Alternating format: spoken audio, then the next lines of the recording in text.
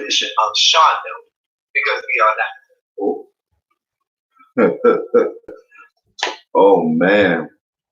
Good morning. Good morning, everybody.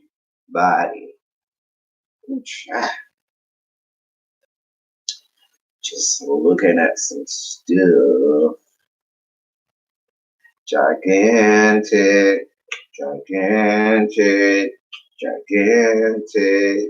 A big load. Gigantic. Hey people. Hey Raphael. Hey Domi. Hey next chapter. Hey captivating Christian. Hey everybody. Hey everybody. Everybody. Who rode in the ambulance car. I love that song. I listen to that song at least twice a day, y'all. I'm just so retarded. Don't pay me no mind.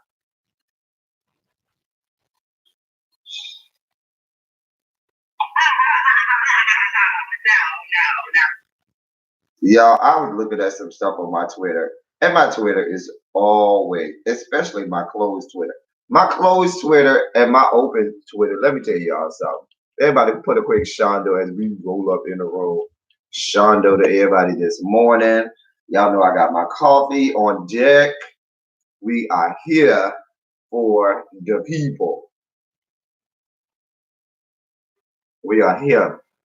This coffee is got an extra little kick to it this morning. I hope that don't mean we get too out of pocket, dear Lord.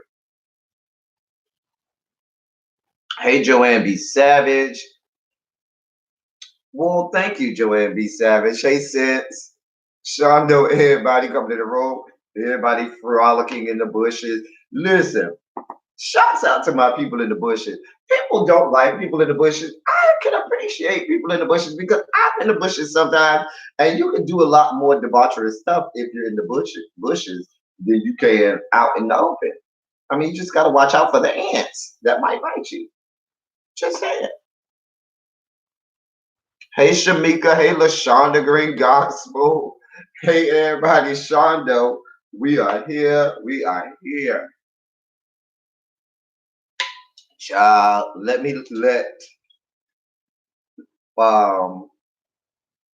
my bros and sisters know that I is live. Hold on. Anyway,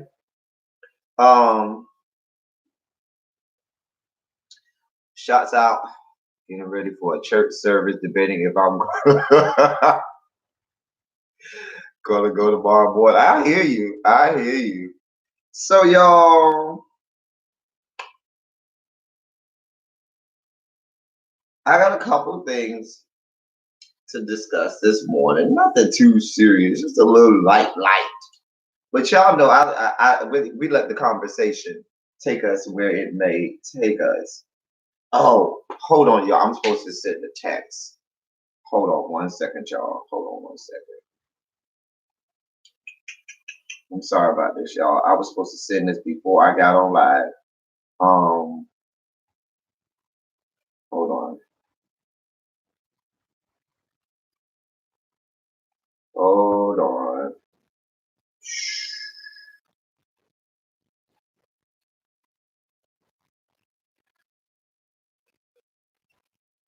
Hold on.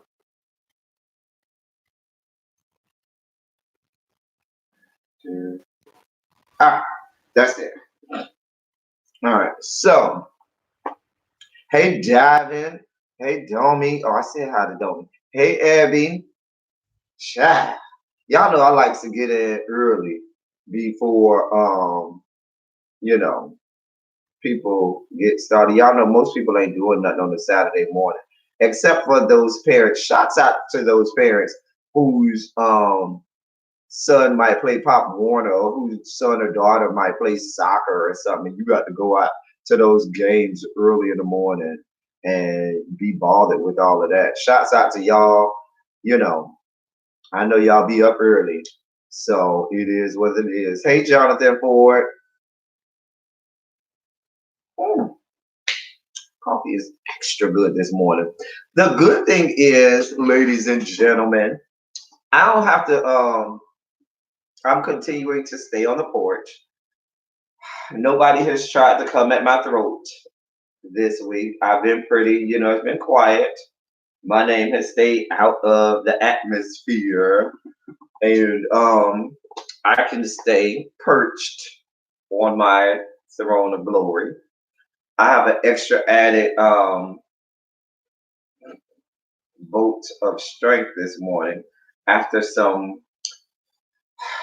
well placed frolicking and wrestling last night.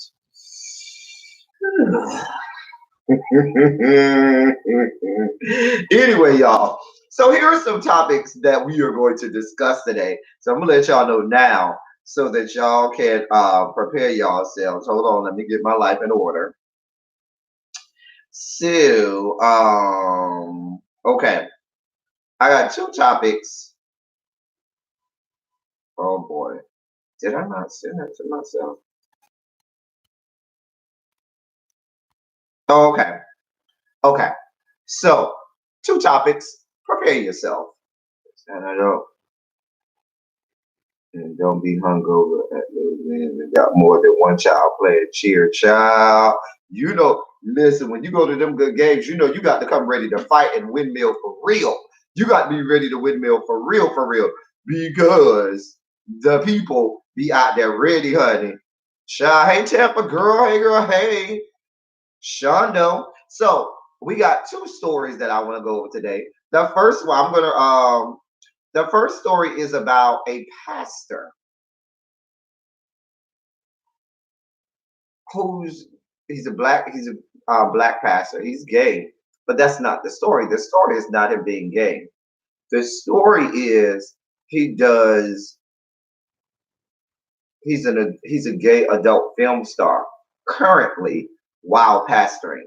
So we'll discuss that and your thoughts on that. I'll give you some time to get your mind wrapped around that. Another story that I want to talk about is last week we had last Sunday we had um this man name. Fuck. Billy Porter. Damn, my mind went blank. Billy Porter won an Emmy for his role on Pose. You also have RuPaul who won an Emmy for RuPaul's Drag Race. But that's not the story. The story is the fact that after he got his award and during some of the post ceremony interviews and things, he was asked about, because he had his whole, production team there and all the people behind the scenes, and they asked about the lack of diversity on his team of people that does his show, and the fact that, and his justification was, well, I'm black, and so that's the diversity. So I'll give y'all a chance to wrap your hands around that whole thing. Those are two serious stories that we will discuss. Of course, we will have our normal fuckery, fucktitude, and all of the other things in between, where we have a good laugh at the expense of some people. Dear God. Take my butt to bed. Took my butt some places last night and it had a good time. Justin, I noticed you did not hit me up in my DMs on Instagram, so you missed out, young man. Oh Lord, coffee is extra strong today.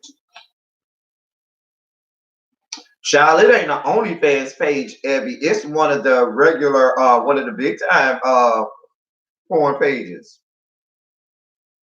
I'm just saying, hey Shakira, hey girl, hey. Now, since we are discussing, one of my topics was since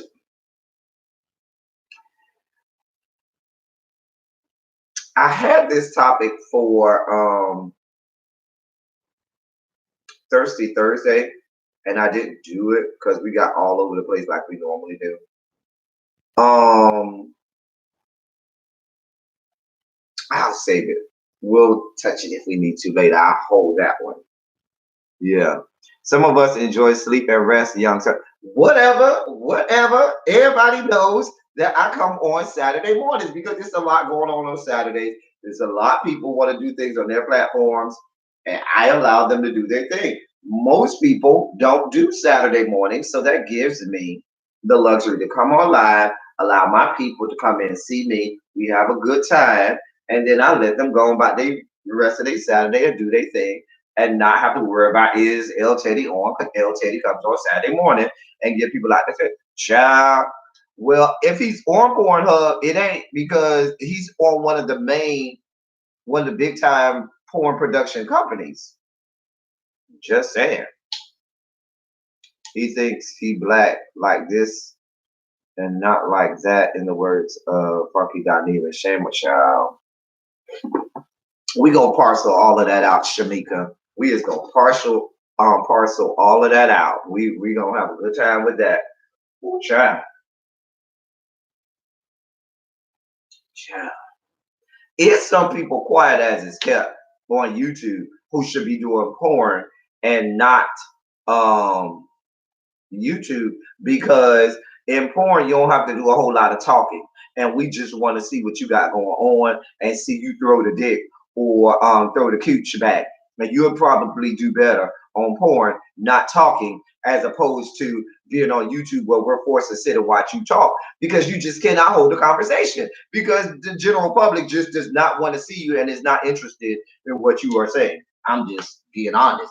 But you got a nice piece of ass, you got some nice titties, or you got a nice piece of dick and a nice long throat, and maybe you are best suited for porn as opposed to YouTube. Let's just be honest. Hey, mother, shouts out to Spiller Boy who's in the room. Mother, y'all put a quick shondo out for mother who's in the room. Mother, let us know if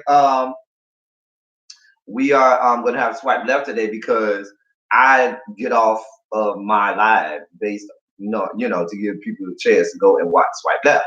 So if you are doing swipe left today, oh, okay. I ain't want to, we always get off. Make sure everybody get their time to go over there. So we'll discuss all of that heading. But yeah, so we're going to start. The first story we're going to do is the RuPaul story and diversity, but I really want to parcel that one out, and then we'll talk about the pastor who's gay, but that's not the story. But the pastor being a porn star. I don't know if he's a star, but he's a porn actor, and he's not doing like an OnlyFans or Just for Fans, but he's on one of the main porn sites or whatnot. Yeah. I'm just gonna put this out there. He's a part of what's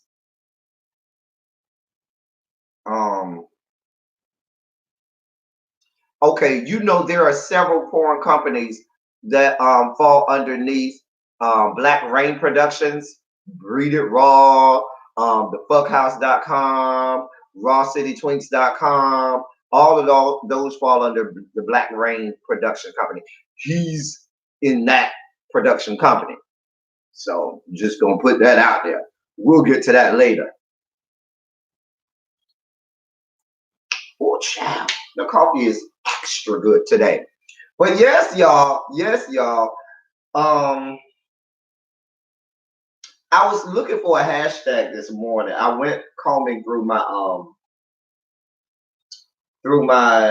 Twitter, and I was looking for a good hashtag that we could have fun with this morning. Nothing really stuck out to me, so that's why we'll have a hashtag this morning. Nothing really caught my eye, Speaking of caught my eye, as we go left early in the conversation, don't you hate for those of us who are gifted in the art of fellatio? You are professional, I guess we'll say fillatists, the people who, enjoy filleting others. Don't you hate when a bitch don't tell you that something is about to happen? Then ceremoniously just pull out stuff going your eyeball, and now you got red eye for the next 3 days because that shit doesn't just wash out of your eye. You can't just put eye drop in your eye and think it's gonna go away. That shit gonna stay in your eye for like 2 or 3 days. And then if you are someone who works in public places like a school or a government building, if you got pink eye, they send you home. So now you go to work with this red ass eye. People thinking you got pink eye and you really don't have pink eye. You just got shot in the eye by somebody who is disrespectful, not to allow you to either swallow or take it on the face as opposed to in the eyeball. And then now you got to go home, go to the doctor, get a doctor's note, have the doctor put on there, he does not have pink eye, he got cum in his eye, which is a very big difference. And now you got to go to work the next day and the doctor put that on the, funny story, 30 seconds, y'all. I have lived through this. So my doctor didn't say he had cum in his eye. My doctor, because my doctor is a whole ass disrespectful. So my doctor in Miami, I've been with him for so long. He's gay. He's Jewish. He's gay. He's the bottom too. Anyway, but we have a great relationship. So he put on there, he does not have pink eye. He just took bodily fluids in his eye, which has made his eye red. He wrote that on the note. I was like, what? He was like, I ain't writing another note. So you just gonna have to take that. Because me and I are great friends. You know, I go to his house for out when he has parties and stuff at his house. We're great friends. So he wrote, I ain't putting nothing else on there. I'm putting the truth. You have bodily fluids in your eyeball. And so I took it to my friend's cell phone. And she looked at the note like, she did the Scooby Doo like, oh man. Oh, I said, don't even ask, don't even ask. And we both started laughing. It was so funny. Woo! Child. It's been a while since I got shot in the eye though, because you know, I tell the people, you better be respectful. You better be respectful. Just say, dear God. Child. Child, I'm diving. You know I ain't lying. They ain't got nobody's pink eye, baby. They just got cum in the eye. Y'all, we silly over here. Y'all know it's a silly Saturday. We silly. So I gave y'all a little bit of time to parcel out this the RuPaul thing. So for those people who just came in, Masters of the Throat Game knows when he about to pop. But you know what, Dommy? Most times you do. But you run into that small group of guys who don't make no sounds, they don't make no gestures, they don't jerk, nothing. It's just and so see, those are the scary ones because either one or two things gonna happen. Either one, you're gonna end up with the stomach full of cum because by the time you realize that it's already down your throat because they make no motion, no sound, no nothing. You just think it's business as usual. Next thing you know, halfway down your esophagus is sperm. I mean, you running an abortion clinic in your own body, in your stomach, okay? The other time is they still don't make no jerking motion, no noise. They don't let you know nothing. And then they just pull out and it's still shooting out and it shoots in your eye. You're like, ah! So now I have learned by reflex when you pull out to immediately close the eyes so it's not to get in your eyeball. I'm just saying. Just saying. Just a whole ass mess, dumb. You know I'm a whole ass mess. Shut. I didn't know I was supposed to call you, Felita, girl. Let me know next time, girl. I will call you, girl. Girl, you know I will call you, girl. Anyway, child, that was just a little fun. Y'all know we always go left. Quick Shondo in the chat, everybody, for our debaucherous moment this morning here at the House of Debauchery here. Shit. Just a whole ass mess. Just a whole ass mess. And I hope Mother is still in the room because I want to get Mother's take on the RuPaul situation because I know Mother follows RuPaul and has auditioned for the show. So I just want to get Mother's take on it. Okay, good. Hey, LaDonna. Come on, abortion clinic down the throat. And it. Chat. Ooh, Lord. Chat. And this is for my women in the room before I really get to my RuPaul story. Women in the room. Hey, Rebel son, please women, do us a favor. Do the human race a favor. When you see a man that you just know he's good for a good lay, but he's probably not good for adding to the gene pool. If you know you're fuck boy and a fuck nigga and somebody who should not be procreating, do us a favor. Go ahead and make sure that whatever you do, you allow him to come somewhere in this region and not somewhere down in another region because we just don't want him adding to the gene pool. I'm just saying. Men who are straight and like to deal with the breeders, you do us a favor as well. You might be banging out some chick who you can see she'll need to be added to the gene pool. And so these are the chicks who you only let fillet you. She might want to get church down there and say, oh, can you stick it in just the head? And you be like, nah, I just want some head today. And you make her stick strictly the head. So it's not to allow this woman to add to the gene pool. And then we deal with the likes of Heidi Fly and Nicole Tyler that's all over these YouTube streets again. Just saying, just saying. Please help us out. Dear God. I'm just saying. All right. Anyway. So the RuPaul story is this for those people who are just coming in. So RuPaul won an Emmy last week, okay? At the Emmys last Sunday. And during some of the after show interviews, he had his whole production team and all of the people behind the scenes there. And RuPaul is the only person, Rebel, you're supposed to keep these things quiet. God, you let the people find out when they find out. Dear Lord. God, just gonna act like y'all act like y'all didn't see that. Dear God.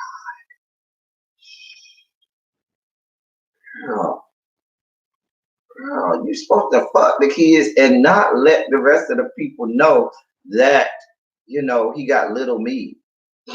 Or not let the people know that he, you know, don't got no stroke game.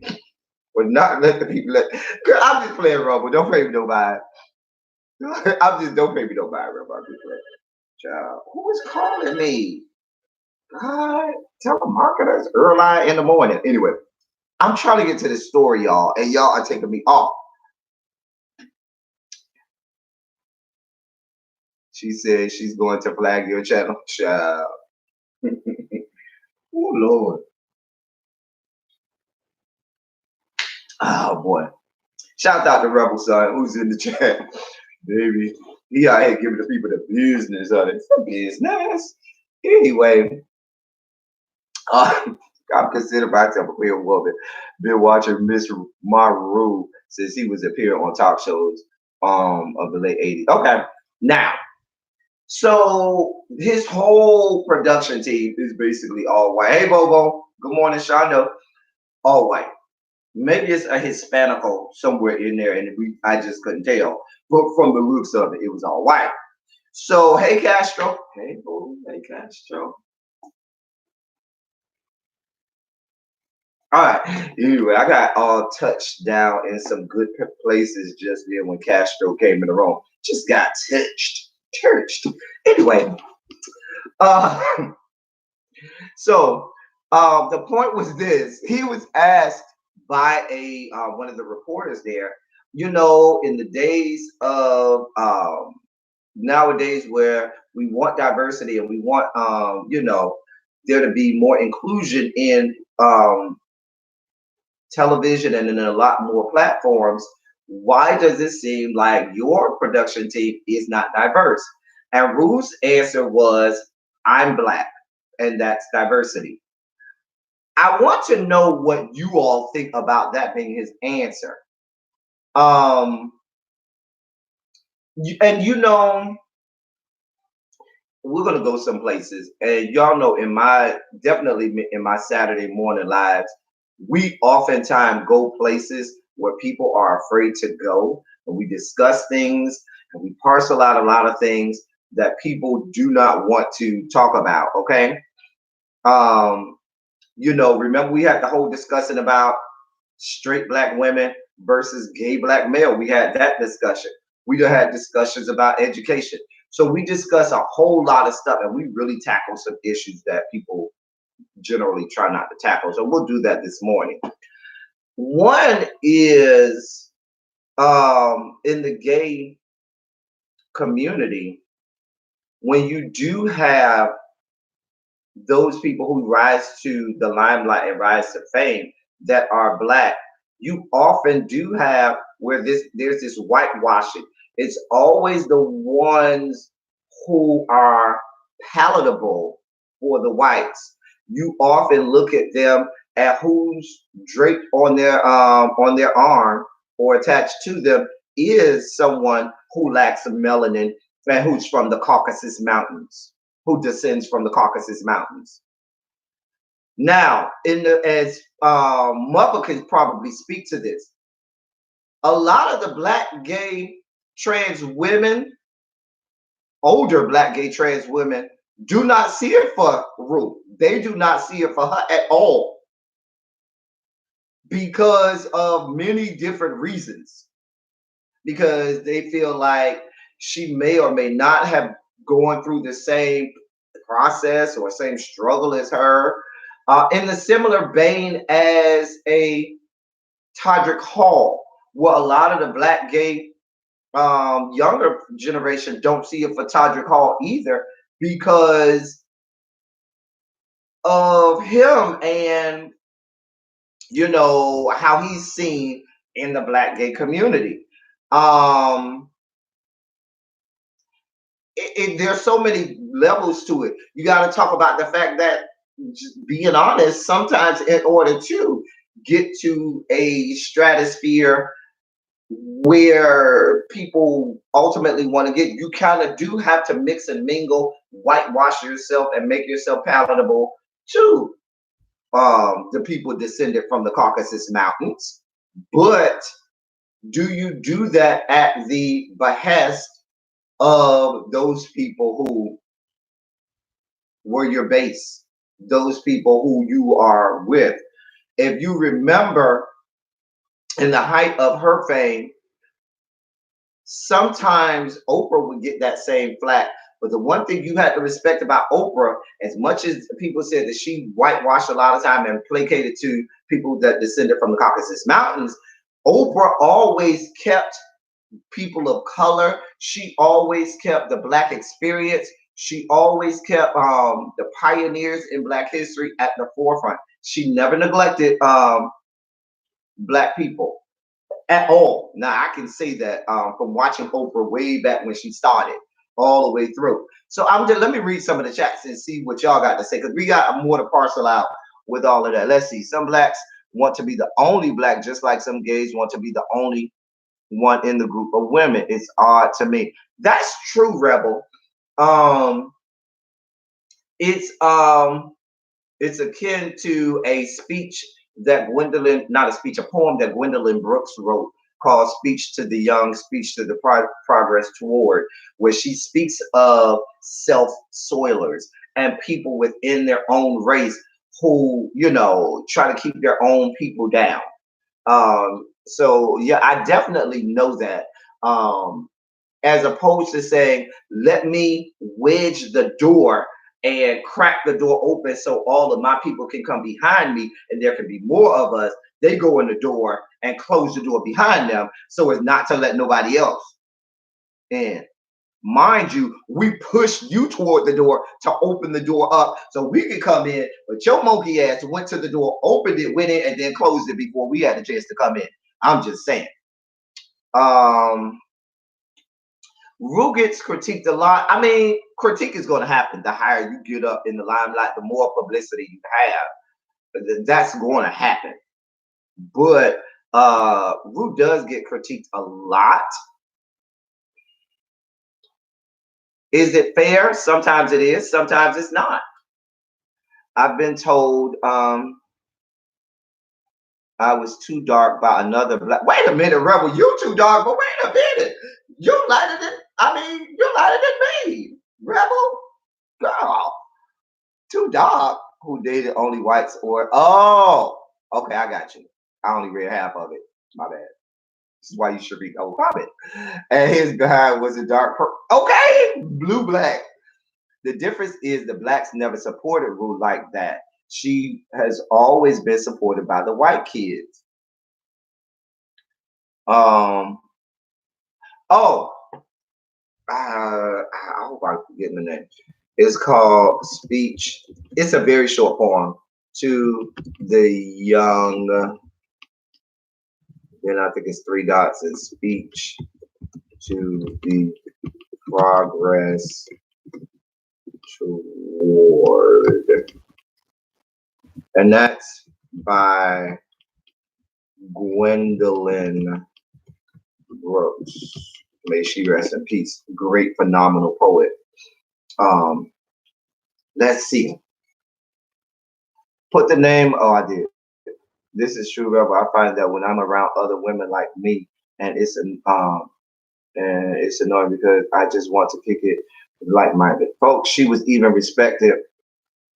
She was even respected by the black girls they used to serve with. Then Drag Race blew up, and here comes all her cousins. I, hey, it happens like that. Hey, I agree. Rue has said he doesn't play the race game. I think where Rue found support has much to do with it. Just happenstance. I think she's played the game well as far as speaking on the subject all the years, and now I think she is getting over it. I think that when you have something that is a part of your story, and certainly the race is always going to be a part of Rue's story. This dynamic will always, if you get ahead of it and you speak on it and you speak toward it before they even have a chance, I think that will help. Not that it will go away, but that certainly will help. That narrative. Just to play devil's advocate on the other side,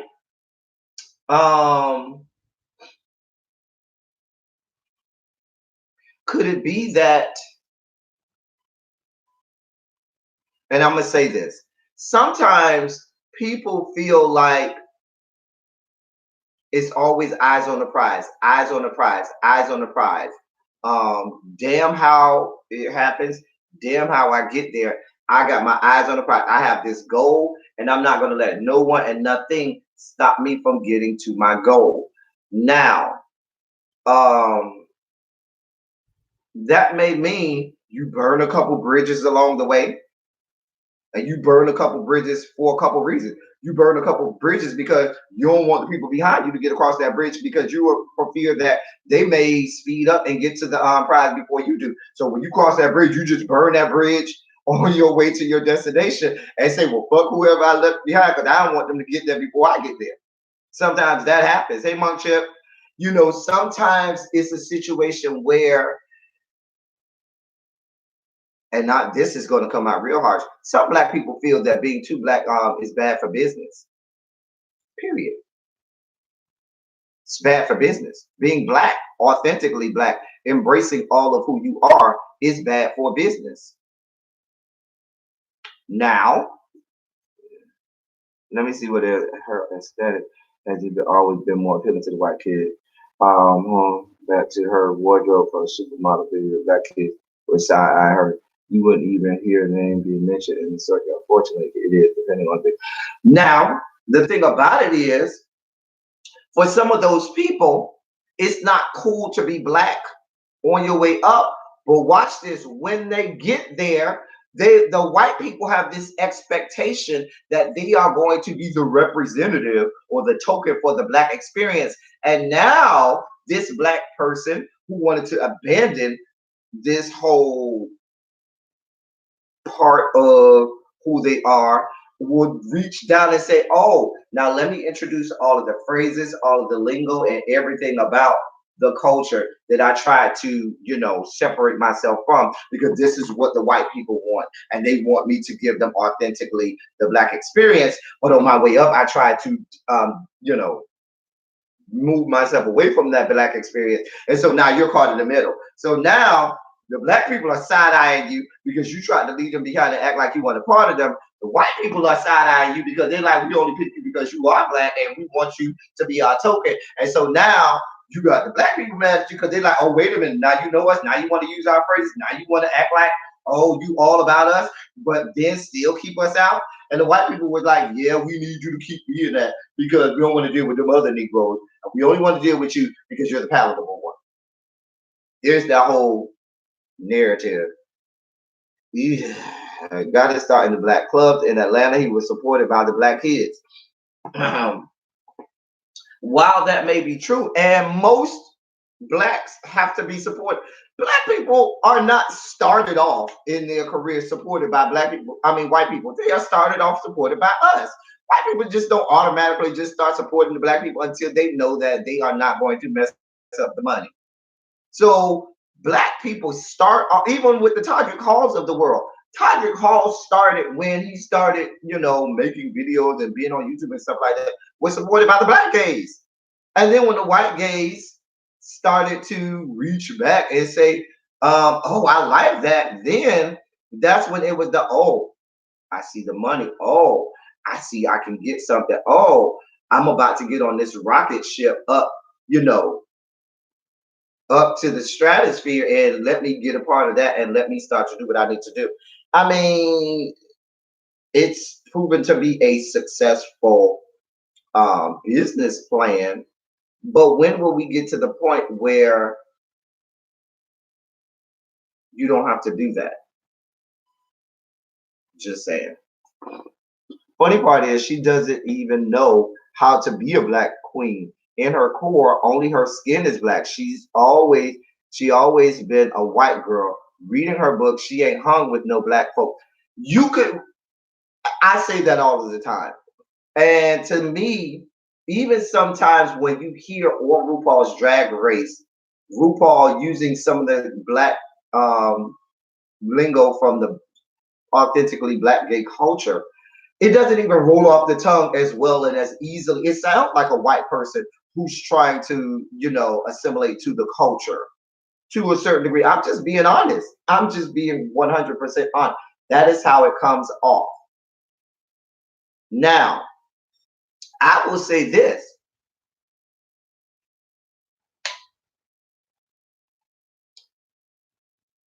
And y'all correct me when I'm wrong.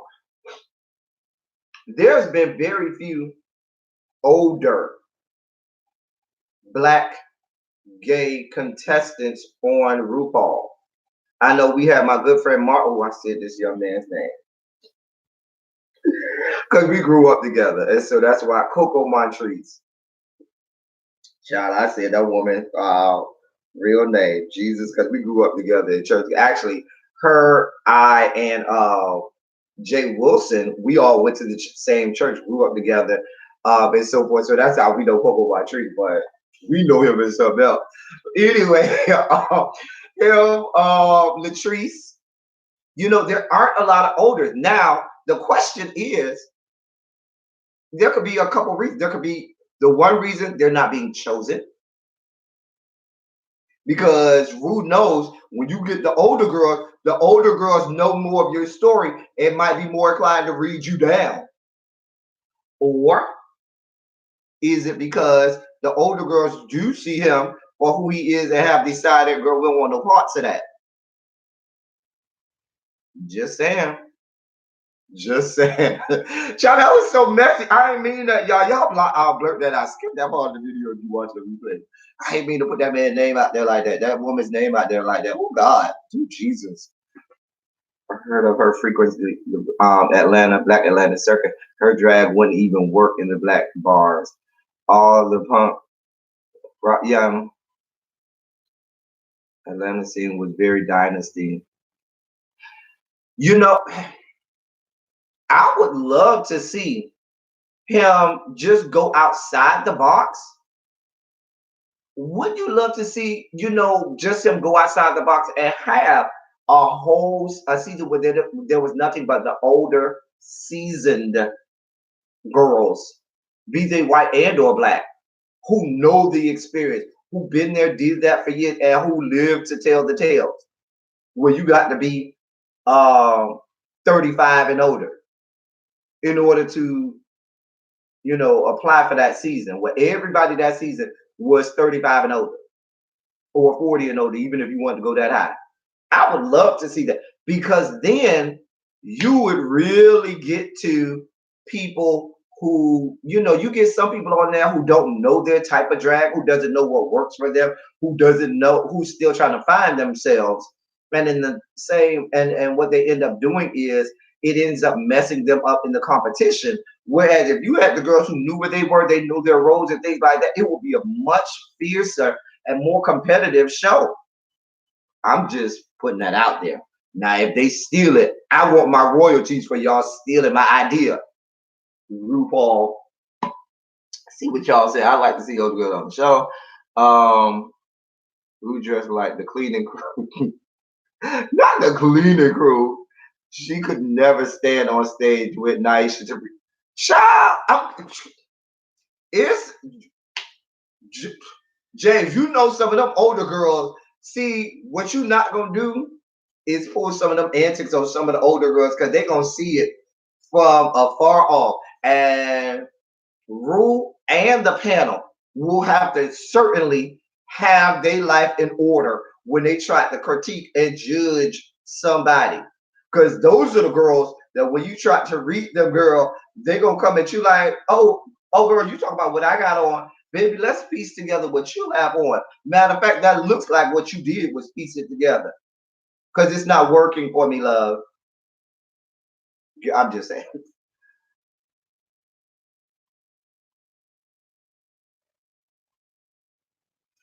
But see, yeah, Rue is not a performer.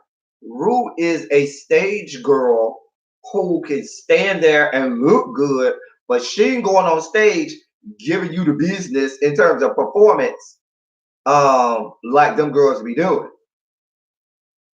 She ain't built for that, honey. Girl.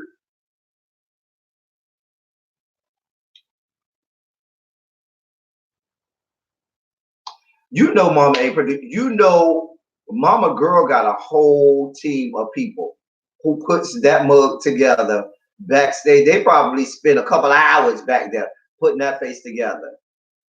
Putting that face together, honey. Child. Child.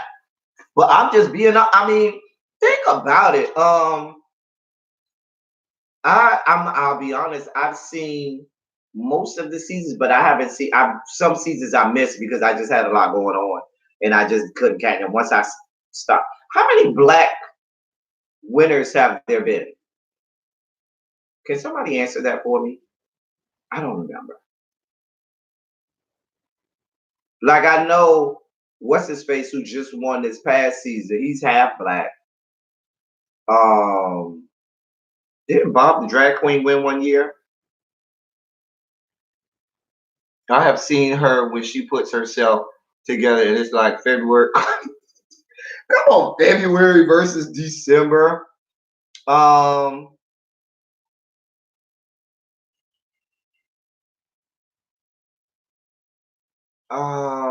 I'm just thinking, now for some of the young and Castro, I know you're in the room, and I'm not young, I'm not old either. I'm comfortably in between. Anyway, I want to, I look at the girls nowadays like the Todrick Halls of the world because the black girls do not see it for her. They do not, and Todrick knows and understands it. And sometimes he even placates to that. If you remember, I think it was season 2 of Dear White People. I believe it was season 2 of Dear White People, where Todrick Hall was on there, and Lionel went to this party on campus, and Lionel found himself, and that's why I identify with Lionel a lot. Lionel found himself out of place with the white gays, with the black straights, with the white straights, And then there was this room where there was the black gays, and they had Todrick Hall in there. And a lot of people side-eyed that scene because they were like, wait a minute. This is supposed to be the black, authentically black gays, and you got Todrick Hall. And something it was something that Todrick Hall said in that scene that, kind of spoke to, him not being one of the black guys. But it was in the vein of that. So I've seen him self-deprecate at times about that whole narrative that there is about him. But I know for Todrick, the black gays do not see it for her. A lot of them. You could tell she didn't feel as confident as usual. Where am I at? I missed it so much. Chat is Bob. I wouldn't lie. I have video. She looked like someone dressing up as her. And you could tell me she didn't feel as tell she did. I'm not saying put the woman video out there. I'm just saying I would love to see that video because, baby, some of them looks now. I know some of the there's a lot of airbrushing involved in a lot of her photographs and a lot of her, imaging and stills for that program because, baby, the way that face be done up in some of those images and stuff like that, there's a lot of airbrushing and stuff going on. Hey, Lady P, Shondo Boo, BB Bennett from Cameroon. I'm not familiar. Are you saying that's one of the people who won one time? Tony Watson and Shondo to you, Tony Watson. Thanks for coming in. Hey, Betty White. I don't think I said hey to you when you came in. Heartbreaker was with a taper fade. BB. Oh, BB won. Okay. He ain't gotta be traded, but he gotta be paid. Wait, what? Wait, Betty White, you giving us lines, lyrics from a song? Okay. Oh God. Hold on. Domi done hit me up. Ooh, chat. Yes. I brought pictures that we've all heard RuPaul talk about of the very first time RuPaul ever did drag. Oh, I'm sorry, y'all. Domi sent me. Oh, we want to see that. We want to see lots of that. I have some Now Explosion pictures and pictures of the New Order party in John's backyard. Can you tell me where These are the first pictures of RuPaul ever doing drag. Oh, this is the 68 show at the wedding of Claire and John. And there's, I'm sure, and there's Popsy and oh, girl. But you were in an earlier picture. Now this is at the American. Oh, okay. We'll watch that later. Anyway, where am I at? Checking the I got it, Domi. The annual show that Shirley Ralph does called Diva Simply Singer is one of those shows. Oh, okay. Hey, Michelle's daughter. Hey, girl. Hey. So, there's this dynamic. Now, just to play devil's advocate, I think it goes both ways. I think the person who's rising to fame that may have gotten their original start with the Black community should not abandon the Black community when the white community gravitates toward them. Consequently, that person who's rising to fame, well, we as the community that help them get their start shouldn't abandon them as well. I think it goes both ways. Both cannot abandon each other. Although I'm not a Tyler Perry fan, one thing that I can appreciate about Tyler Perry is Tyler Perry has always played to his base. And Tyler Perry is a media mogul at this point. I mean, there's no other way to put it. Tyler Perry is on his way to getting to the 3 Comma Club, okay? And the one thing that I can appreciate about Mr. Perry is he has never abandoned his base of people who originally got him his startup. And even when he delves into other arenas or into other avenues, because you have to do that, you have to grow and you have to reach a larger platform. he still always brings it back home to his base. Now, even when you do that, you still get flack. Because think about the flack that Tyler Perry gets for the Medea movies and a lot of the stuff that he does. But that is what it, so I think it goes both ways. And so I just wish that there was in the LGBTQIA community more of a reaching back or not forgetting who you are. And I don't want, if you do reach back or you do not forget, I don't want it to feel like you are placating to the people descended from the Caucasus Mountain because you're their token and that's what they want you to do. Because that's what it feels like RuPaul does at times on his show. At times when RuPaul throws out these this lingo and throws out these things and these comments, sometimes I feel like he's being the token and placating too. Now, that may have to do with looking at the people, his production company, looking at the writers, looking at the people. If all of your writers and the people are white and are not black, then I don't expect for there to be a truly authentic black gay experience that comes out, because the people that are making you who you are not that. Just being honest.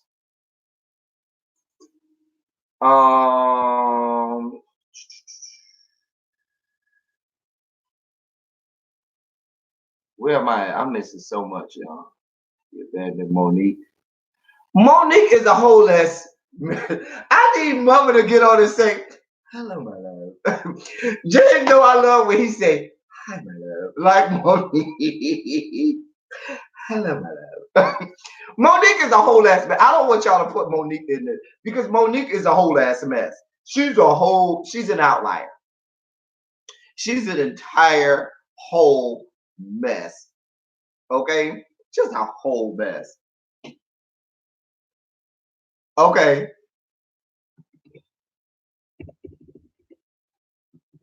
Oh, I'm forgetting my own email.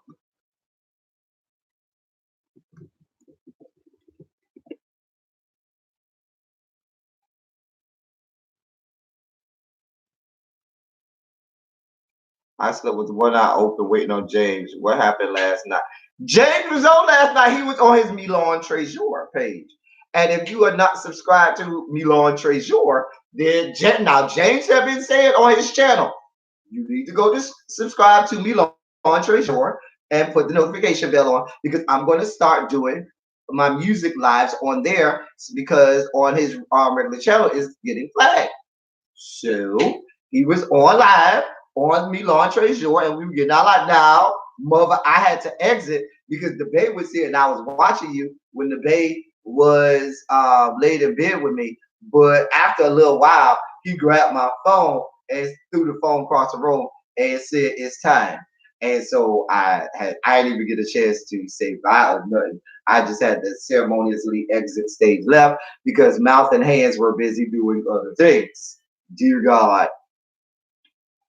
Well, Domi, Google sometimes ain't shit with regard to their notification. Hey, little baby. Hey, boo. Shondo. Chat. The bay comes and shuts shit down. Chat. Anyway. So yeah, but that whole dynamic with RuPaul, and I wanted to mention Todrick because he's younger, and so it's this, it's similar in how the community sees both of them. Yeah. Now, I don't know that I see that in the lesbian, black lesbian culture, and I don't know if we have black lesbians in the room. I know QI was here, but Lena Waithe, I see Lena Waithe doing her thing, and she's still authentically her. She's still authentically black. She delves into things that are not, just surrounding black people, and but she still does things that are authentically black and speaks to the black community and our issues. And so I think she's an example of how you can be successful and you can reach the stratosphere and still be authentic, be someone who is a nobody is all inclusive in a representation for people, but still authentically bring the black experience to the masses. So I look at, but I was thinking this morning when I was thinking of this topic about, is there any body in the black gay that is black and gay, even Billy Porter to a certain degree. Some of the black kids, as much as a lot of people like Pose, and a lot of people love the fact that Pose brought notoriety to the ballroom scene, to a lot of the black experience, a lot of the kids have a problem with Pose as well. They do. They just do. And I think these things happen is something that I don't think it's something that we should avoid. I mean, RuPaul deals with white men exclusively, pretty much. Todrick Hall deals with white men exclusively, pretty much. Billy Porter, I think, is married to a white man. And I sound like jilted and jaded straight black women who complain about the straight black males that rise to fame and then want to attach themselves to a white woman. And now come on, you look here. Oh child. Oh child. Oh, I got this picture, mother. Oh girl. Oh. Oh, and this is when she did her own makeup. Oh God. But wait a minute, and look at her titties. One is off. I don't know if I should show this picture, dear God. Oh girl. Girl. Laverne Cox deals with white men. I mean, can I get a black man to rise to power or rise to fame and notoriety and stay with somebody black? Just saying. Not sandals. Child, and look at this picture. It looks a damn mess. A damn mess. Obama did, you're right, Betty White. He sure did. I hope not, Domi. And you might be right, Domi. I hope the young man does not. Child. Okay. Here's the picture right here. Girl, do y'all see that picture? Look how the titties are off. Look at that makeup, bitch. No down. No down. Girl, look at that dress. Girl. Girl.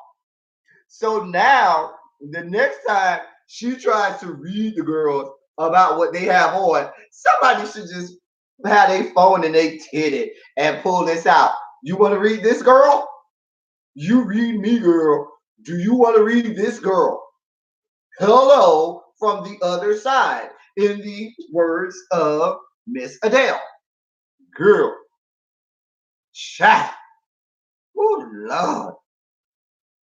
Child. That wig, honey, was a mess with that makeup. Did you see how she had the little line going down in the makeup? Girl, what was that? Girl, one titty up here, one titty down here, looking like Wiley's eyes or Nicole Tyler's eyebrows. Girl. Ooh, child. Ooh, Lord. Honey. Child.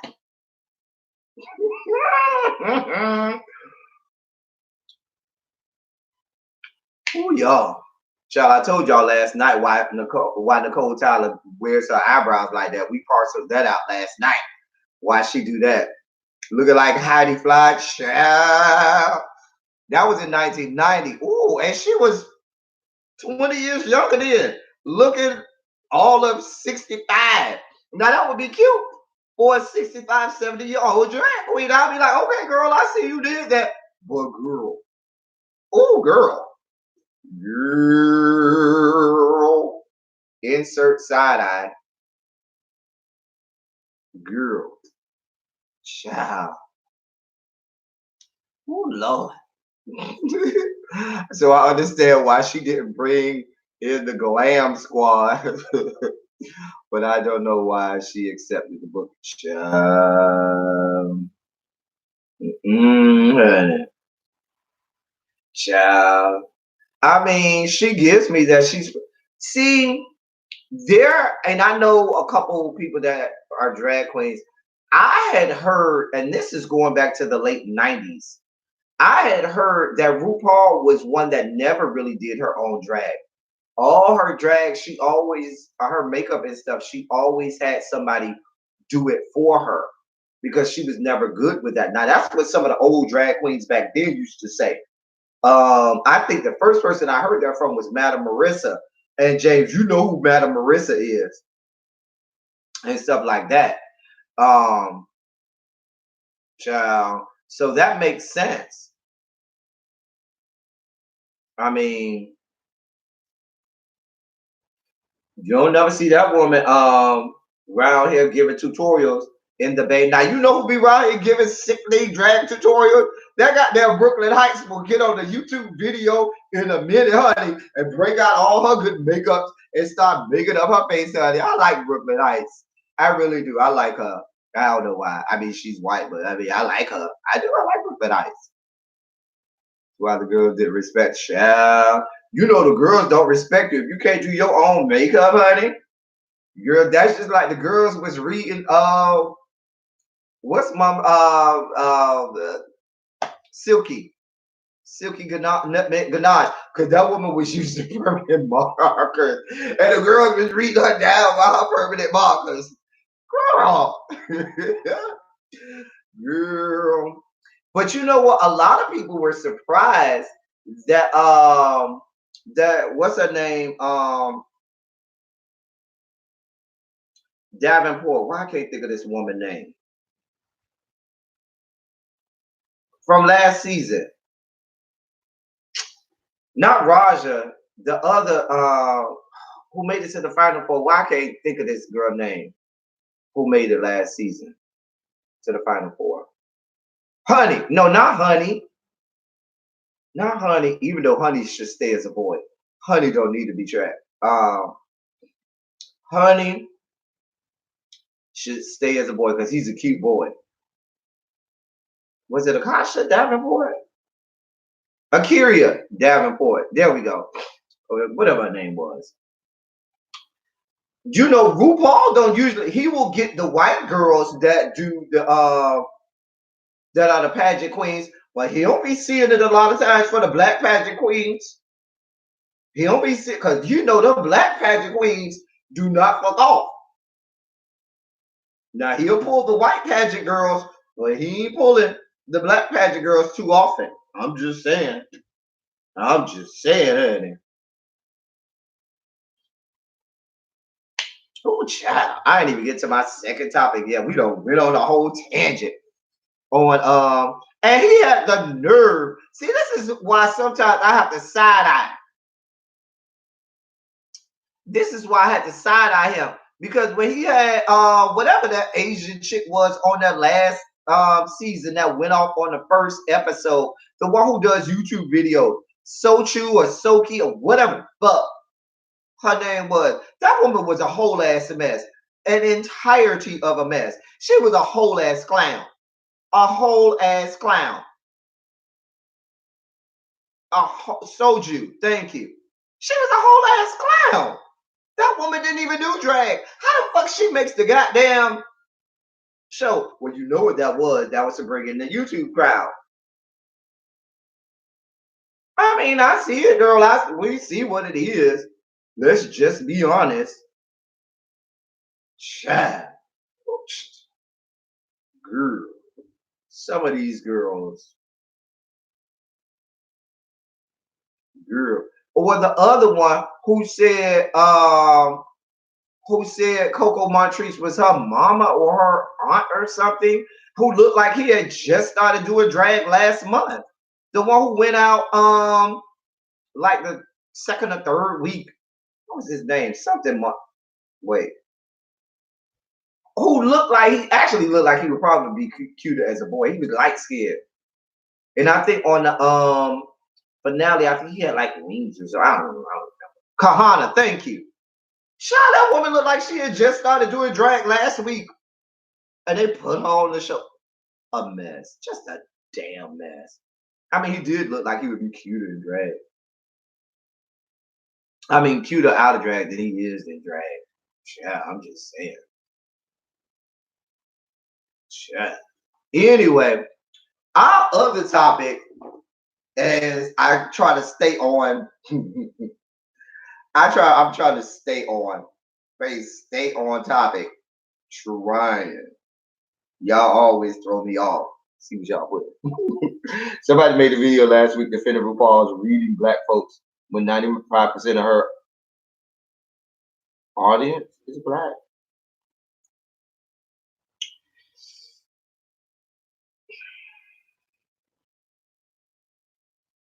Explain, Dami. Give me a little more about that.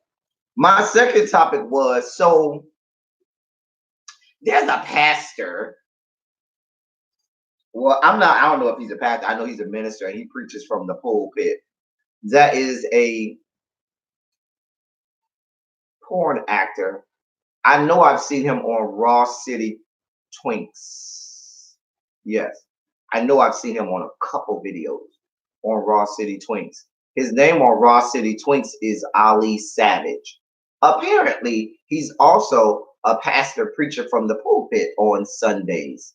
I'm throwing that word out loosely, pastor, but he's a minister at least. And baby, now I don't think it's a problem with you being gay and being a pastor, but how do you all feel about you being an entire porn actor? I'm not going to throw the term porn star out there because, you know, they throw that name out there way too loosely. But do you think that your pastor, let's say if he was straight, should a pastor be a porn skank? Should your pastor be doing porn? Is it okay for a pastor to be doing porn? Straight or gay?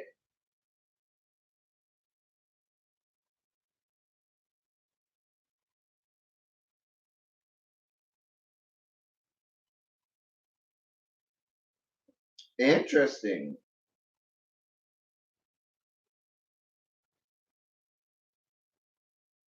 I'll get there in a second, Dommy. I want to see what the people have to say about that. All right.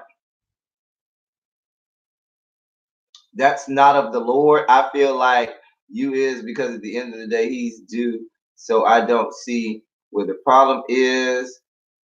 These fasts is bold nowadays. Pastor porn. Come on, hashtag. Oh, thank you for that, LaDonna. Oh God, that's our hashtag for today. Pastor porn. Yes, pastor porn. Straight or gay doesn't matter. He's preaching no sex before marriage. I've never been in agreement with no sex before marriage. Never been in agreement with that.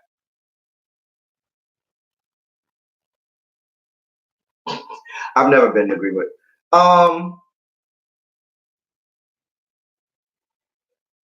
Practice what you preach and preach what you practice. My thought is,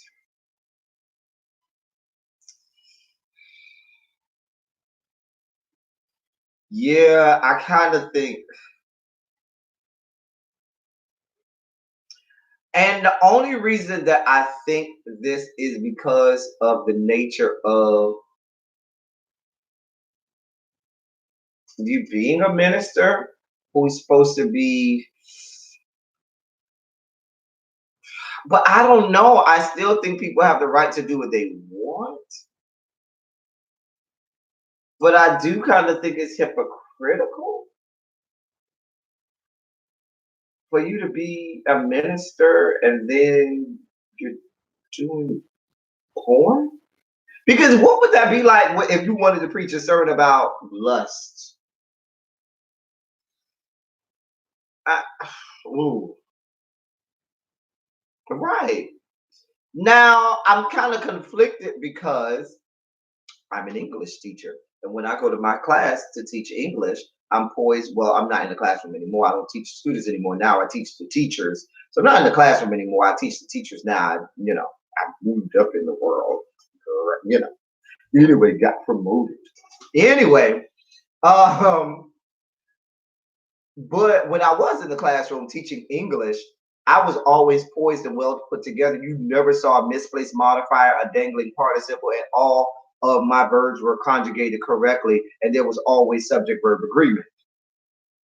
However, one of my students saw me, I think, at the grocery store with some friends of mine, and they thought I was a totally different person. They sat there like, because they were like, I didn't know that you could talk like that, because I was just being, cool. And they were like, you aren't speaking with, the same, jargon and lingo that I speak with in class, where I'm always poised and well put together, and everything is multisyllabic words and all of that stuff. And they were like, you could just lay back and be cool. Or those students who have followed me on social media after they graduated high school, and they see that a lot of times most of the stuff I put in Facebook or Twitter is slang. I never have, well put together, grammatically correct stuff, but I do it purposely because it's colloquialism, and that's something I teach in my class as well, colloquialism. But they're always like, "Oh, how dare you, as English teacher, talk like that, and then make us write correctly, but then you, when you not in the classroom, you can talk, slang and everything." And I was like, time and place, time and place. And even though that's not the same thing, I kind of thought about that when I thought about a pastor being a porn skank. I gotta go back and watch the video. Not that it matters whether or not he's a top or a bottom, but I think it was a top in the video, and I think he had a nice slab of beef. If I remember, I think I remember watching it. Now I'm curious to go back and watch it. But his name is Ali Savage on Raw City Twins. And this was recently, meaning maybe a month or two ago, that I saw the video with him in it. So yeah, I'm just saying.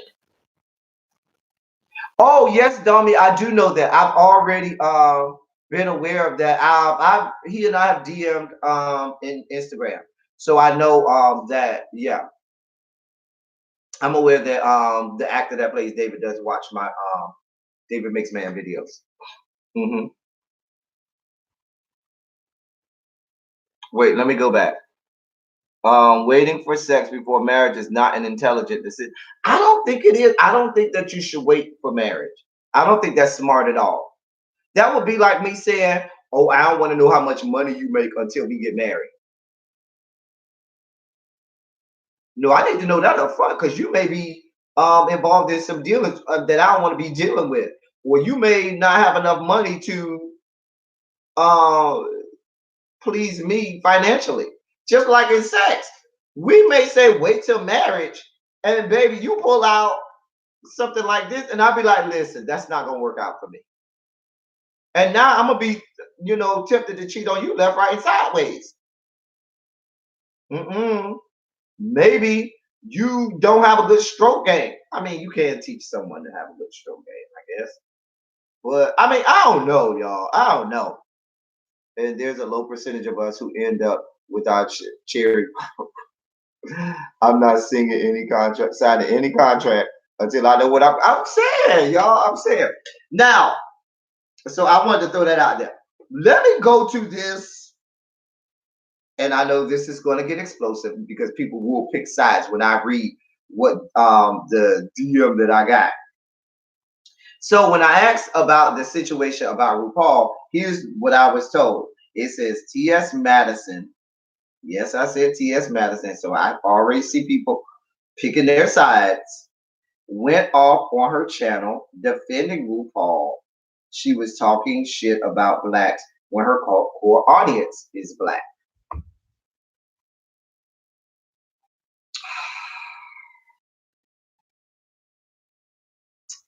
I'm just going to let that lay there a bit because I know people get in their feelings when you discuss the T to the S to the Madison.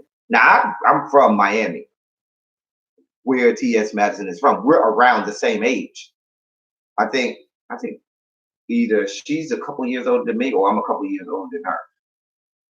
But we run in the same circles in Miami and so forth. Got a lot of the same friends. So, and I say that because it goes way back to knowing who T.S. Madison was before she rose to fame, before she was even having her porn website. Back to the she put a picture up, I think on Twitter or on Instagram like a week or two ago, paying a homage to her former self before, she had a lot of the work done. And stuff like I remember that, T.S. Madison. I couldn't wait for Madison. Oh God, I saw that but I didn't watch it. You saw what but didn't watch it? Oh, the dragging. Oh, okay. Dang, I just looked him up. Wow. Oh, you looked up Ali Savage. Oh, okay. Yes. Yes. So apparently he's a preacher. Anyway, he's my type too. I go for the tall, skinny. I go for tall, skinny. Judge your mama, don't judge me. I go for tall and skinny. Debate is taller than me. Debate is I guess someone call him skinny, but the Bay is like that muscular skinny, where he's still slim, but the muscles are there, like cut and everything. Anyway, back to the subject. So what do we think about this? Hey Ariel, apparently, and y'all correct, if you saw the video or you saw what T.S. Madison said, please chime in because I will be honest. I'm going to defer to you all in the chat because like I said, I didn't see it. And I didn't watch the video, but what's being said is that RuPaul was not RuPaul. T.S. Madison was defending RuPaul and basically going off on black people and their stance on RuPaul, and that may be an issue because most of T.S. Madison's audience is black. So is that the gist of what happened? I don't know. If you saw the video, let me know. Is that the gist of kind of what happened? Because like I said, I did not. I'll be honest, I did not see it. Okay.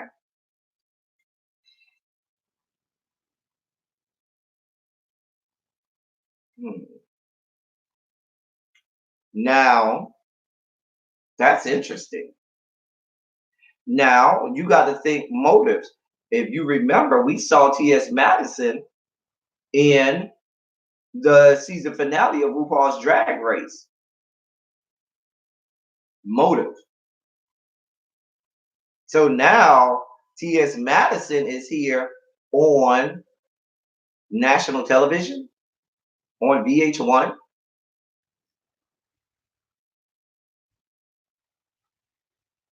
One might add 1 to 1 and get 2 and say that it goes back to what we were saying earlier. Okay, I know you my base, but I see I got my eyes on the prize and I want to do what I can to get there. So if that means that I have to perhaps offend or perhaps anger members of my base disenfranchise those very same people who got me to where I am? Do I do that? I mean, that's what it comes off as. Um, Looking from the out, like I said, and I started off by saying I did not see the video. I'm just going off of what is being communicated to me about the video. Um,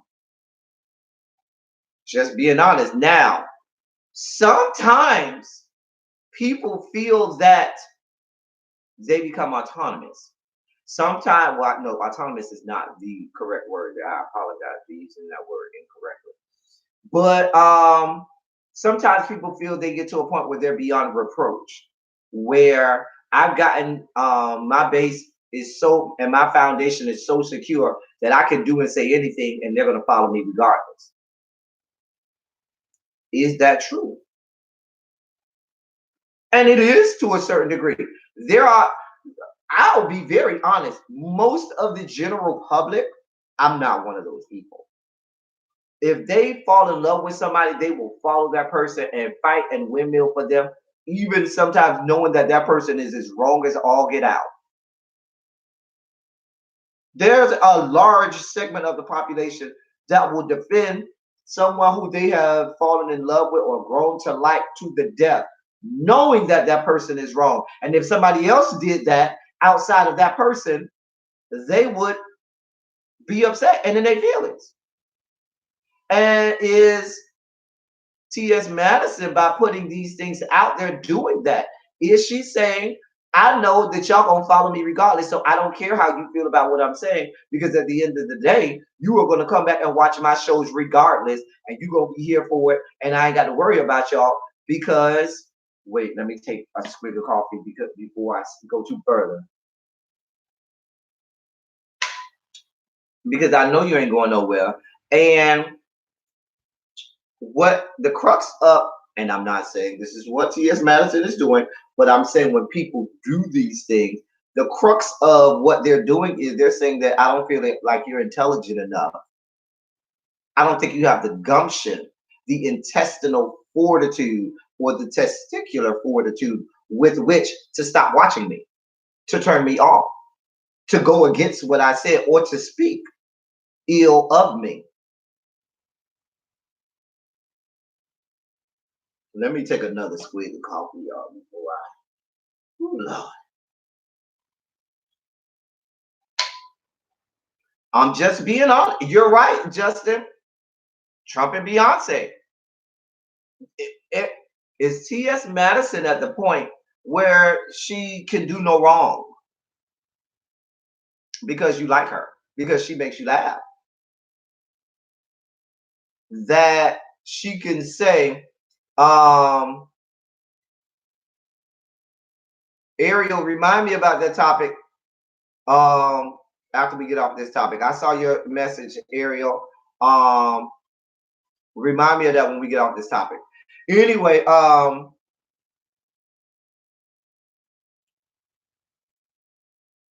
is someone beyond reproach? Is someone beyond reproach where you think that I'm too stupid or too dumb and you could just spew anything out there and I'm just going to be here for it regardless? Because I'm good for, I told y'all this all the time. I'm good for subscribing to someone and watching their moves, watching their antics, and then saying, yeah, I can't deal with that. I cannot subscribe to that and unsubscribe. And I do it in silence. I don't make a big stink about it. I don't make no video about it. I just go on about my business. I go ahead. There are a lot of popular people in the YouTube streets that I don't subscribe to. Very popular. I don't subscribe to them.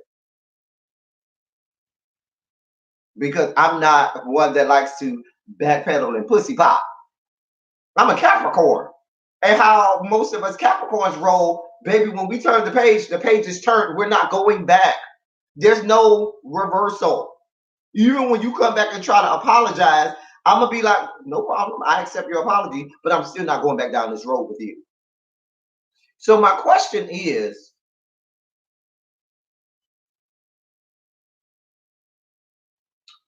do you think that there's going to be any backlash? Because I haven't heard, I ain't seen nothing in the atmosphere about any backlash on T.S. Madison with regard to this. None at all. So obviously, she's right in her thinking that, oh, I ain't got nothing to worry about.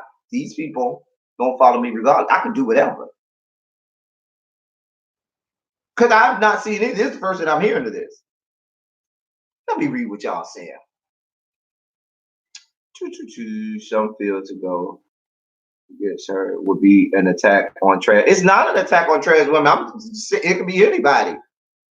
But I see what you're saying, though. I mean, liking someone is cool, but truth is truth. No one's above reproach. And true for Nikki and Cardi, especially when Cardi was filmed bragging about drugging men and robbing them. Yeah, she got a pass. Why though? Why the double standard? Him too.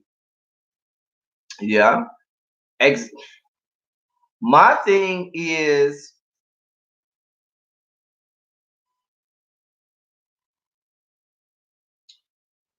I we have enough as a race of people. We got enough people coming against us.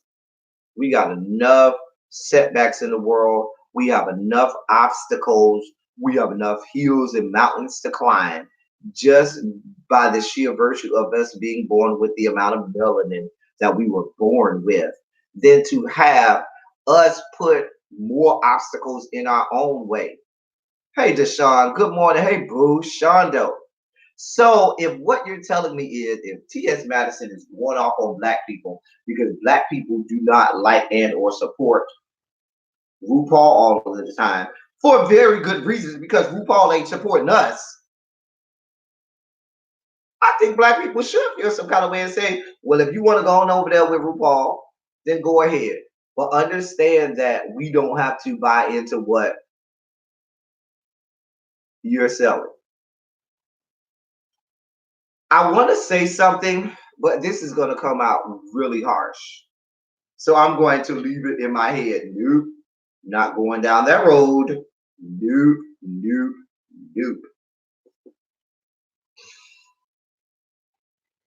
I almost, ooh, let me drink my coffee. Hold on, y'all. Extra good when you get down to the bottom. Hey, Blazing Boo. At what cost do people, um, at what cost do people have this rise to power and claim to fame? And it's like I said to you earlier, I can respect, hey, really be Mr. Perry, because Mr. Perry, as much as we talk about him, as much as people drag him in the black community, he still stays authentically black. He still plays to his base. And he is a media mogul. He's on his way to being a part of the Three Comma Club. And in his, ascent to where he is now, he has never stopped and forgotten his base. Blazing, boo, I'm gonna hit you up. We're gonna hit each other up on the back channel. You know how it's gonna go down, Blazing, boo. We gonna talk. All my little boos in the room. I got Deshaun, I got Castro, I got Blazing, I got Justin. Child, I have Captivating Christian in the room. Child, Jesus be super king size bed to fit all of us in, Lord. Anyway, but is T.S. Madison at the point where, and I know by me even mentioning T.S. Madison and saying things that go against what T.S. Madison has said. Did you follow all of his channels? And I do mean all of his channels, Deshaun. Don't just follow his YouTube channel. Also follow his other channels, which we will promote here and which we love and adore. All of his channels on all platforms. Free promotion. That was free promotion, Blazing. That was free promotion. Because I'm here for it. Shouts out to that jar of albaline that sits on the nightstand. Praise God. Anyway, back to our regularly scheduled programming. Some people don't know what albaline is. Go look it up. Go look it up. Anyway. Oh, y'all give me some coffee before I get way too out of pocket. Y'all know I be out of pocket this early in the morning. And see, that's why when people be talking about when we be taking sips on Thursday, they don't understand. We be way more out of pocket on Saturdays when all we doing is drinking coffee. I'm just saying. Oh, Lord.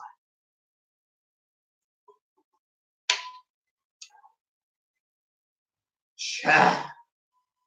Anyway, but what I was saying was, by me just saying that I have thoughts against what T.S. Madison said, people are gonna be in their feelings because it's like with the Beehive with Beyonce. I can't stand that trick Beyonce. Never have, never will love Beyonce, and I might get my channel ceremoniously taken off of the entire Google platform right now because the Beehive is after me by saying I can't stand that trick Beyonce. It's the same way with, the supporters of Cheeto Man in the Oval Office. You say something against him, and now people are all over the place. T.S. Madison, within certain sectors, has that kind of following. But when does it get to a point where you're like, okay, I'm just not just going to let you say anything to me and thinking I'm just going to go for it? Now, the truth of the matter is, she's probably right in her thinking. Most of these people are not smart enough, don't have the gumption, don't have the wherewithal to stop watching me, to unsubscribe, or to speak out against me for fear of the backlash. But I think it was wrong. It was very wrong. These people have a right now. I think it's way too convenient for you to have been on the season finale of RuPaul's Drag Race, and now all of a sudden you over here is a staunch defender of RuPaul against all of us black. Oh, we have a whole lot of reasons not to have an issue with RuPaul. A whole lot of reasons. A whole lot. Not that we don't like and appreciate RuPaul, but don't get it twisted. We have a lot of reasons to feel how we feel about RuPaul as well. And for you to make people feel bad because they don't see it for her, girl, I'm just saying. You can't slap the hand that feeds you. Oh, I know she's been working with RuPaul for years, but the thing about it is this. You cannot tell people, and you weren't here yet, really be, but we spent about a good 30 to 45 minutes parceling out RuPaul and the black gay community. Mother was in here. We went through it. You can go back up and look at chat. We went through it, parceling out Miss RuPaul. And that's how we got on the subject of T.S. Madison, because I was not aware of her comments toward black people or her comments toward us blacks and how we don't see it from RuPaul. Child, yeah. See Deshaun there and really be. We had a long discussion. That was our first topic of the day. We had a long discussion about Miss RuPaul and the black gay community, and it ventured into other people like a Todrick Hall and even to a certain degree a Billy Porter.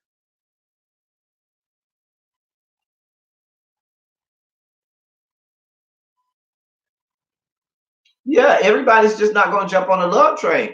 And see how the conversation should have went was, you know what? I understand that sometimes some of y'all don't see it for RuPaul, and that's okay. And that's okay for you to feel that way. I love RuPaul. I'm a supporter of her, and I'm here for her 1,000%. And if you don't, I understand that too.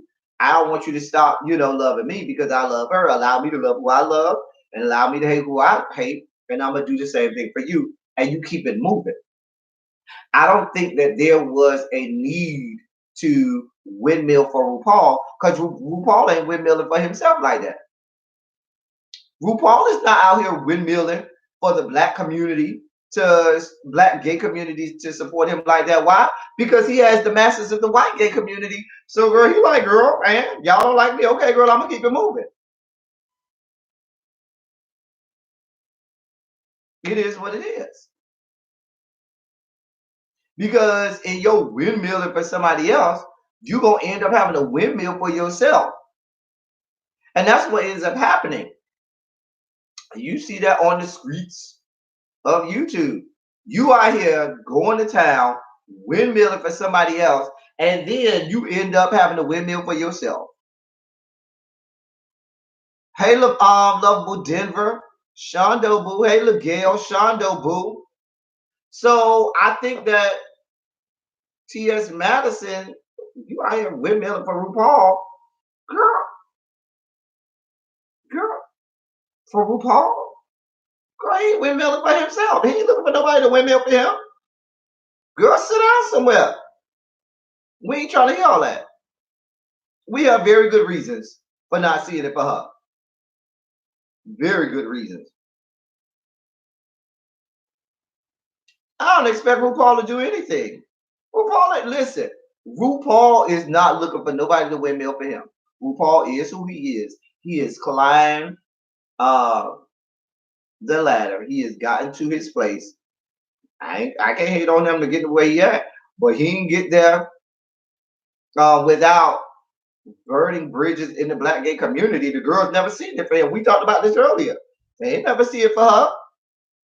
She certainly don't see it for us, and ain't trying to do a whole lot to do anything for us. Which is not, don't remember, the whole topic today was the lack of diversity in his show. The fact that all of his production team, all of the people in the background, everything that you see when he got up there and received his award, and you saw the whole team of people who work backstage, none of them looked like him.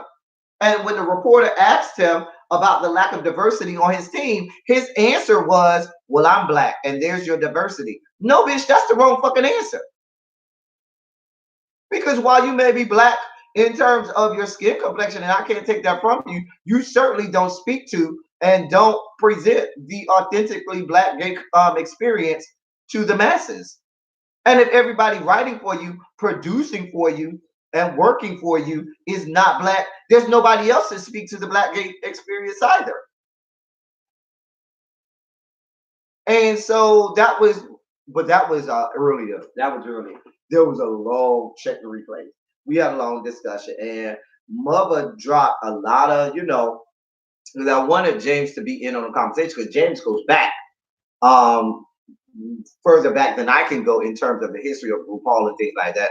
And so that's how we kind of got on hey Lulu. That's how we kind of got on T.S. Madison, because T.S. Madison, it was said to me, was out here windmilling and going in on the black gay community because of our issues that we have with RuPaul. Child, that was his response, Deshaun. His response was, I'm black and there's your diversity. Child, boy.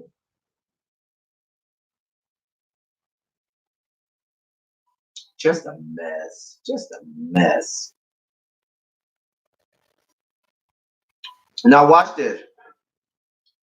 When people like that, see, then that's when they start to, they do like the white people. When you start call a white person racist, and what they start to do is they start to name all their black friends that they hang around, and that makes them not racist. He gonna start to throw out the names of the black people who's been on the show, and the fact that me and Todrick Hall work together on the show all the time.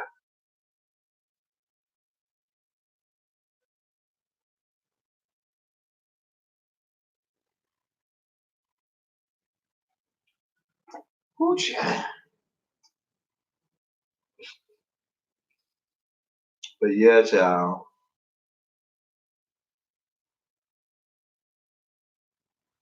I'll leave it up for a little while. I'll leave it up till later tonight.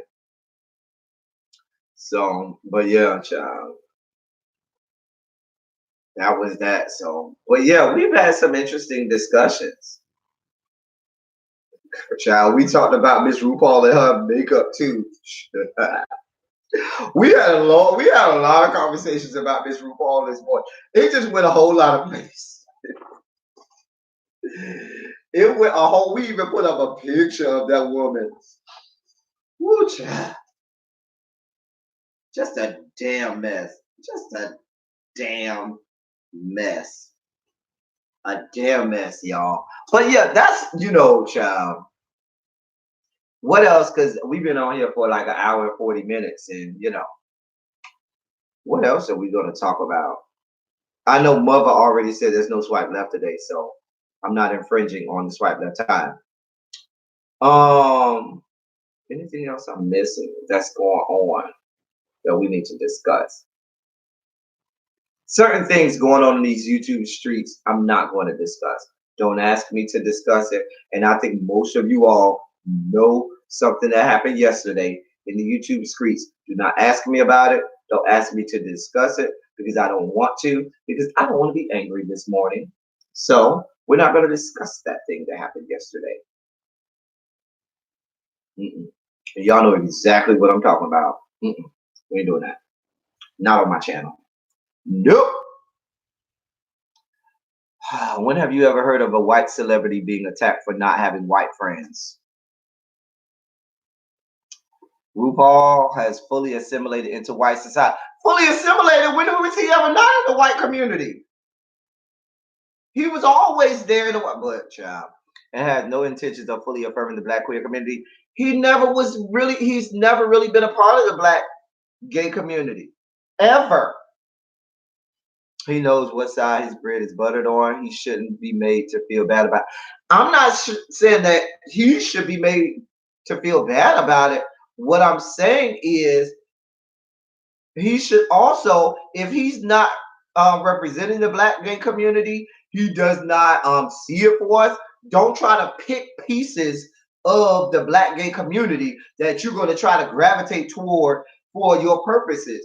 If you don't see it for us, girl, don't see it for us completely. You stay over there, you use all the white gay lingo. You use all the white gay attributes. Okay? And when the white gay community tells you that they want you to be their token and they look to you for the Black gay experience, you say to them, no, that's not my experience. I'm just RuPaul. I'm not giving you the Black gay experience. That's your answer. Don't try to pull from the Black gay community then, because you come off like you do all the time when you try to use our lingo and you try to use things that come from our community. You come off and sound like the white people who try to do it, and it doesn't seem authentic. I'm sorry. I went off on a little tangent here. I'm sorry, y'all. Anyway.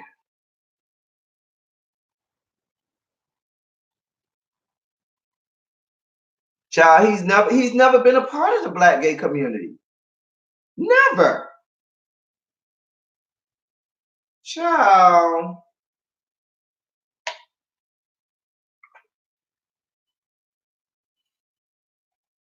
The times where RuPaul has talked about the Black gay community, he sounds like somebody who just went and did a quick Google search.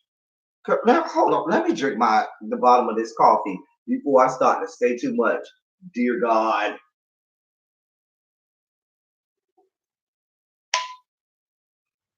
I'm just saying, I'm not, you know what I'm saying? If RuPaul, if you don't identify with, I'm not trying to make you feel bad about that. But what I'm saying is, too, don't try to be the Black guy when it paints your narrative and it appeases these white people who are expecting you to be Black and expecting you to be the token when you never are. And it's so funny to me when you watch. Think about when you watch television shows where they have the one token Black person, and that one token Black person doesn't act or behave like any Black person that you've ever seen before. But then the white people defer to this Black person to be the representation of what it means to be authentically black, and everything they do is so counter to what is really authentically black. That's exactly what the fuck RuPaul does a lot of times on his show.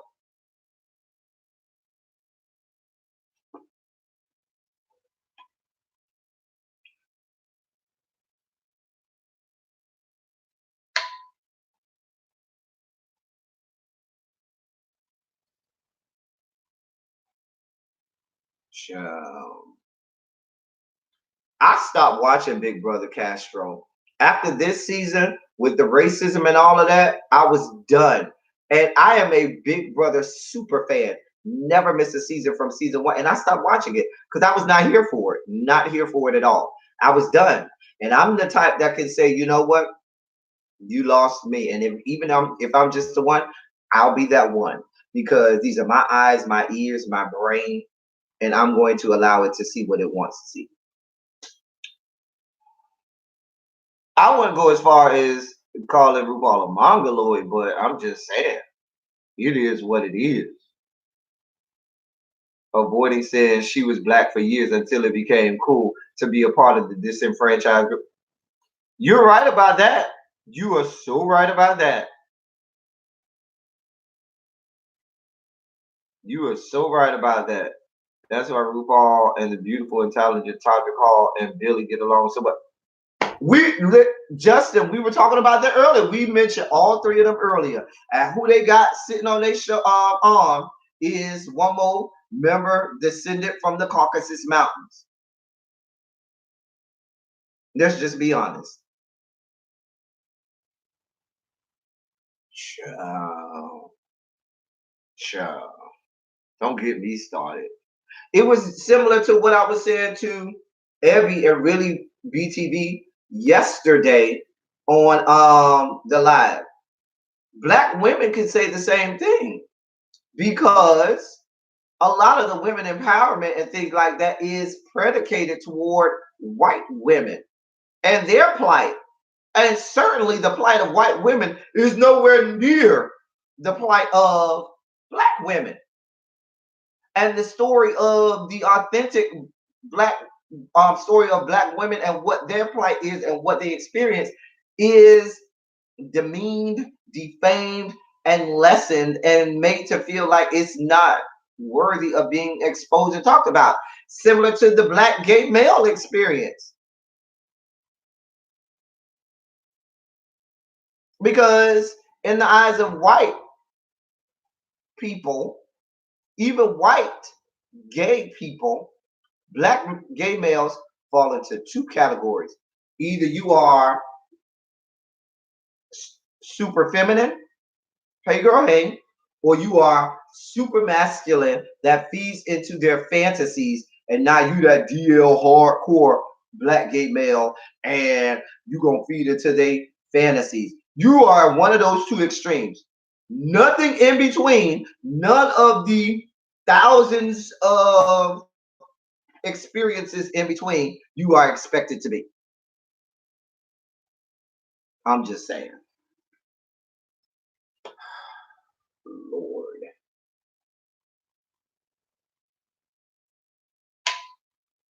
Lord.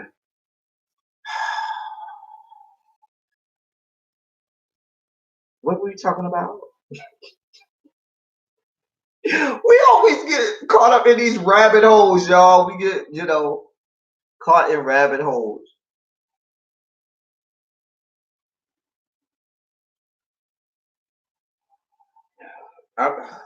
Dear God. Whew. Y'all. I mean, now, I'm glad that we have some of the younger, and I was asking Castro this earlier, and now you being younger than me and in a younger crowd, you know how me and some of the older people may see a RuPaul. Do y'all see that for Todrick Hall? Because the black gay kids do not see it for Todrick Hall. They do not see it for Mama Girl at all. At all. They don't see it for her. Shit. Child.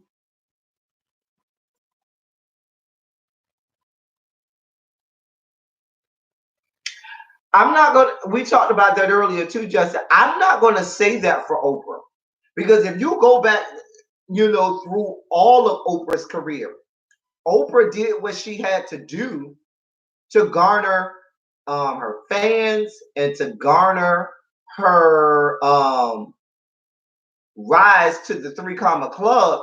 But the entirety of the time, Oprah consistently kept being black, kept the black experience a part of her show.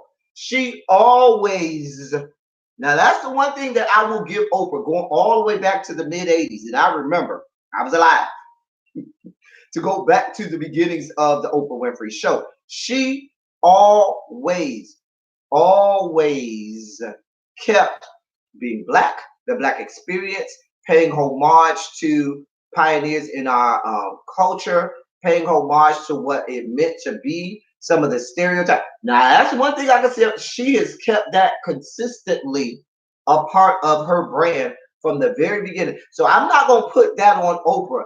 Has she had to do certain things or delve into certain arenas that were not a part of the black experience and that spoke only to the white experience? Sure, she has, and I understand that, but she is never going away from the black community. Now, I'll say that about Oprah. Now, that's how I see Oprah.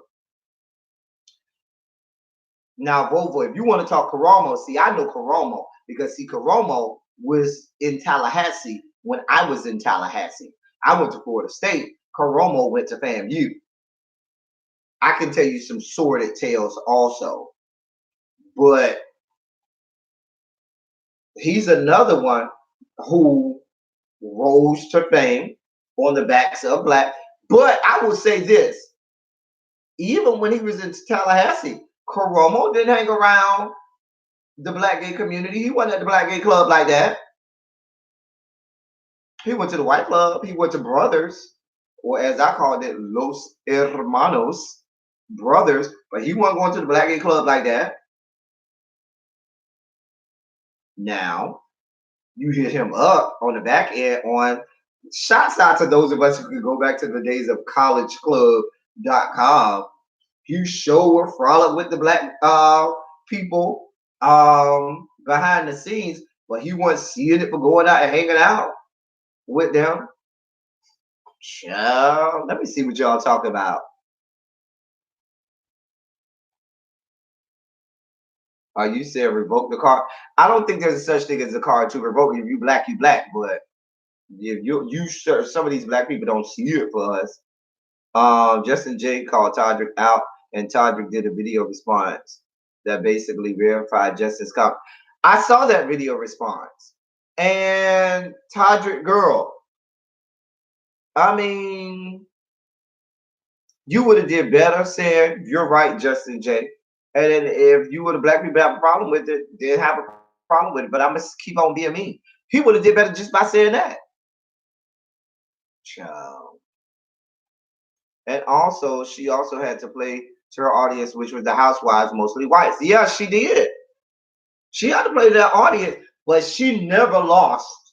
Or even sometimes she would force feed black culture in there and people that were prominent, people who she wanted. Think about the amount of people who Oprah Winfrey would bring on the show because she knew she had this large platform that was black and introduce them to the white people so that they could build their brand and so that they could get a larger platform. Oprah Winfrey did that for a whole lot of black people, a whole lot. I remember him from The Real World. He was always confused, child. He wasn't confused. He was playing that part for that narrative on The Real World. Just saying, child. I disagree with that. Johnny, I responded to Justin J video. He was a bully to Todrick. But was her audience and show not gendered towards suburban white women? It was. It was centered toward suburban white women. She wasn't wrong for that. But watch this. Think of all the movies that Oprah Winfrey was behind. Think about that. Part of her, you know, gearing her show toward housewives, white women was because her time slot was because of she was on national network television, and it's all about ratings. And who watches the most television? Housewives, white women. And you gotta, it was a money thing. But was really busy you are right. He is a really nice piece. But if you true, I remember doesn't do something. I never she stayed in touch with her culture. Yeah, I felt she always stayed in touch with her culture.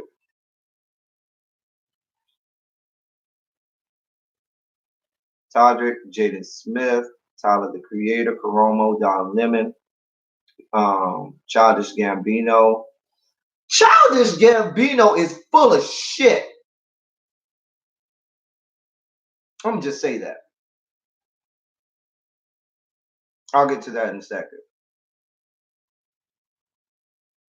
Childish Gambino back in the day, and you can look it up, made videos saying, "Oh, I could never see myself dating a white woman or marrying a white woman because she would never, because you could go watch the video. Then ceremoniously, when you get a couple coins, now you married to a whole ass white woman. If you don't sit,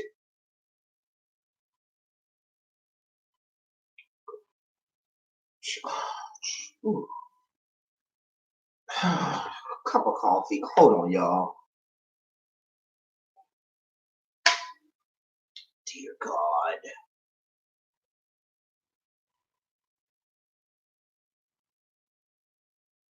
Oprah knows she is back, but is very upper echelon. Hey, Shauna. Oh, whew, some of these people whose names you mentioned, Justin Pay, I'm here with you on them. Here with you. Here with you. For once, can you give me a black man that just keep? I mean, Obama did. He did keep his black wife. He did. I was glad about that.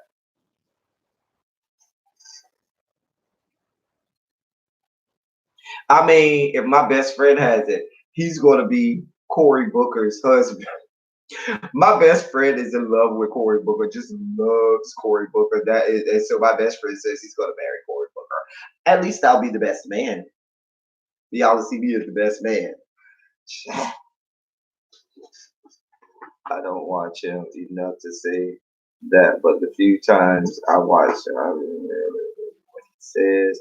He is a bully in all face. Not to mention the comment he made about banging a white woman and her calling the.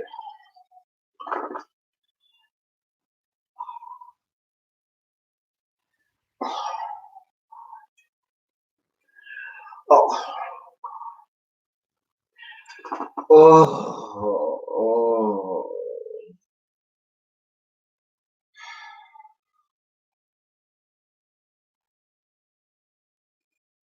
I just,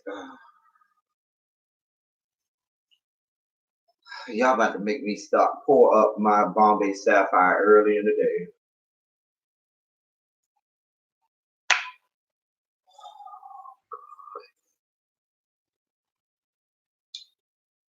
I want to say a whole lot, but oh, oh, just y'all. I can't. Oh, so much.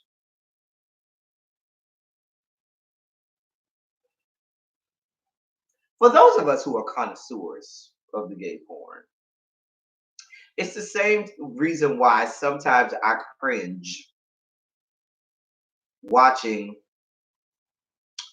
Harlem hookups. And if you watch a lot of his videos, you know why. I cringe sometimes.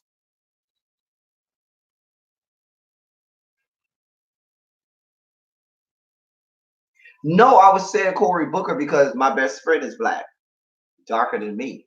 And I would love to see a black man with another black man and be successful. I'm just saying. Well, I'm saying.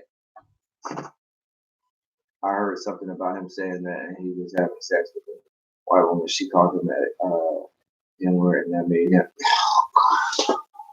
Oh, why, God? Why? Mm, mm, mm.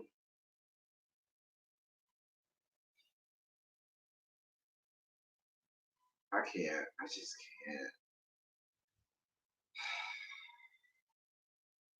Harlem Hookups is uh black gay. This is guy who started off doing his own amateur videos that he called Harlem Hookups. He lives in Harlem. He's black, but although he's had a few videos with black guys, but he pretty much deals with majority or exclusively white guys. And most of the scenes he's getting dug out by white men. But there are some videos where at times it takes a dynamic that to me plays on the race narrative that makes you uncomfortable. And I'm saying these sentences ending in question marks. Like I'm a white young teenage girl. And hopefully you get my drift.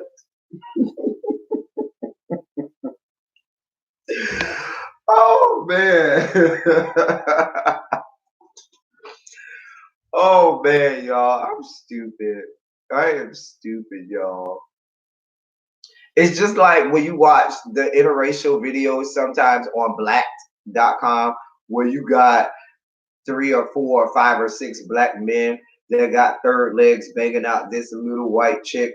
And then if you watch, sometimes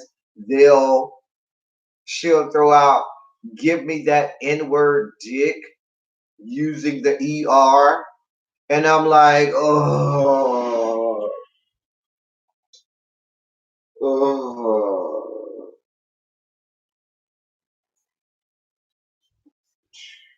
y'all.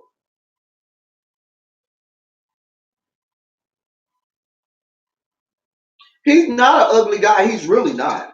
He's not. He's an attractive guy. Got a nice slab of beef on him, and got a nice body too.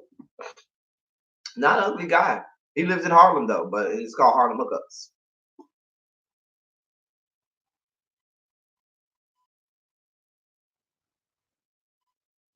You know what? I'm glad you say that. Some years ago,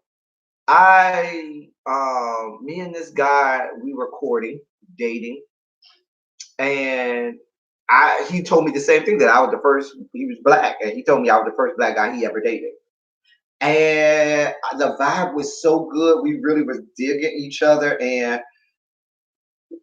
but the problem was he had just broken up with his white boyfriend, and I didn't know whether or not I was a rebound. But the vibe was so good, and then he ended up getting back with the white guy because the white guy made up this whole fanciful story all about just you fill in the blanks. But I remember that. But after he told me that the one time, it really like our conversation never was really around that because the vibe and everything was so good. Like we have a lot in common and so forth and so on. Until there was one time he mentioned to me, he said to me, "Damn, I never knew that I could enjoy being with or dating someone as black as I am with you." And that kind of turned me off. I don't know. So anyway, it just seems like this coffee is bottomless and endless today.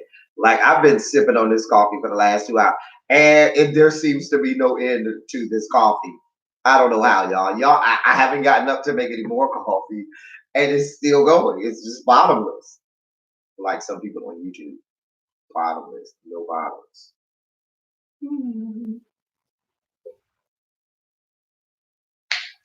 Anyway, anything else, y'all? We've been on here for 2 hours. Anything else you want to talk about before I get off of here? We done been on here talking about a whole lot of things.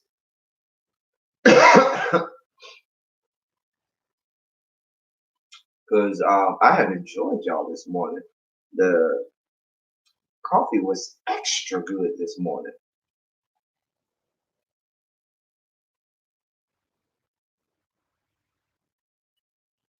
Why does it matter if Lil Bob, I almost called him Lil Bottom.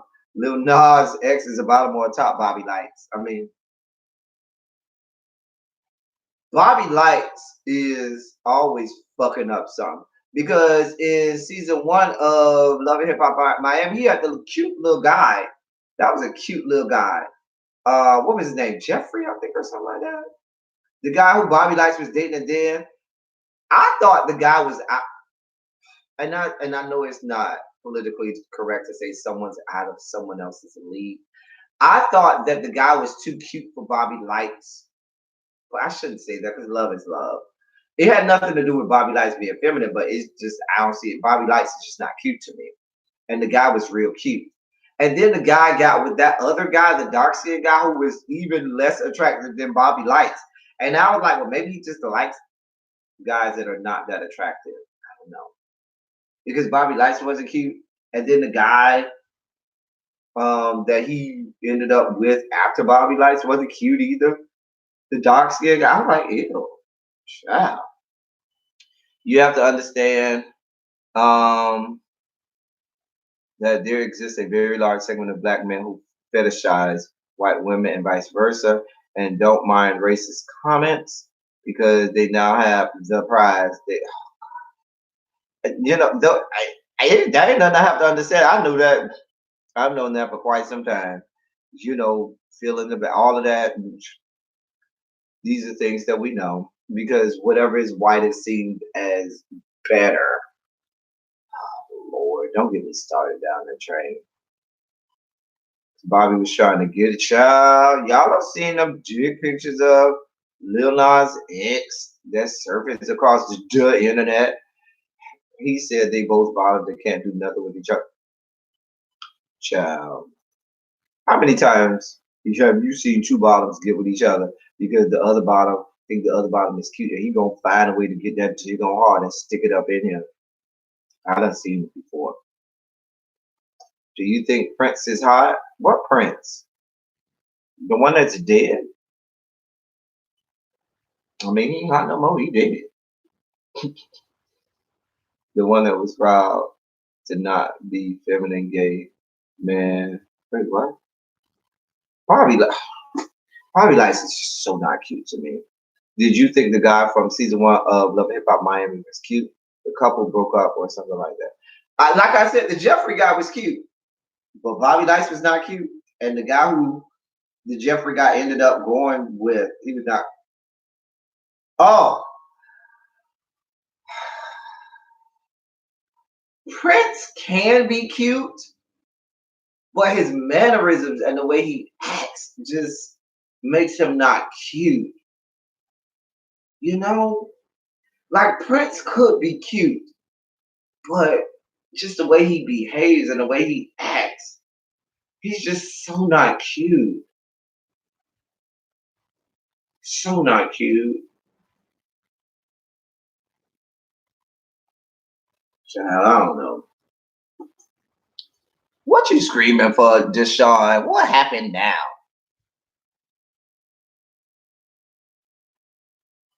Love and country heart. Love and country heart. So who we gonna have on that? Lil Nas X and K Michelle. They gonna be on it. Lord. Yeah, Prince be doing too much. And he's just way too emo. And I don't go for men. Like I'm like all my men are even keel. They real quiet. They're introverted. They don't talk a lot, because I got enough personality for the both of us. So I just need you to sit there and look cute. Now, behind closed doors, then you become much more demonstrative and you call all the shots and you tell me what it's going to be. Just saying. Hey, Captivating Christian, so you decide to come back up out the bushes? You've been in the bushes for a long time. Chat. Speaking of being in the bushes, can y'all come out the bushes and be up in the trees? Okay, the trees be in my DMs in Instagram. I got a whole little treehouse up in the trees for y'all to frolic in my DMs. I'll meet y'all in the trees. We don't have to slum it up down in the bush. You get dirty in the bushes and the ants are down there. You gotta brush off the ants, but y'all can meet me up in the trees. I got a whole little treehouse up there that y'all can meet me in the DMs in my Instagram. Or you can hit up my closed Twitter. But my closed Twitter is private. If I don't know it's you, I'm not gonna accept you in my closed Twitter. So I really, you gotta like send me a message or something and let me know it's you. Because I do not accept anybody in my closed Twitter at all. My closed Twitter is not for the faint of heart. Oh dear God. My closed Twitter? Oh Lord. My open Twitter is the same as my Instagram. So my open Twitter is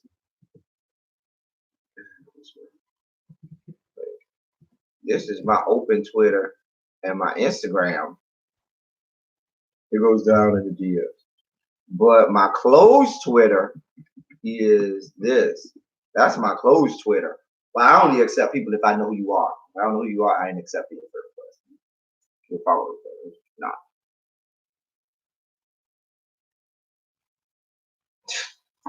Lovable Denver, you silly.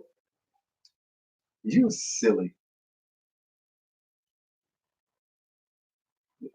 You know what I saw? Speaking of Odell, I saw poll the other day, and this was on a black gay blog where they had a picture of Odell Beckham, and then they had a picture of Gio.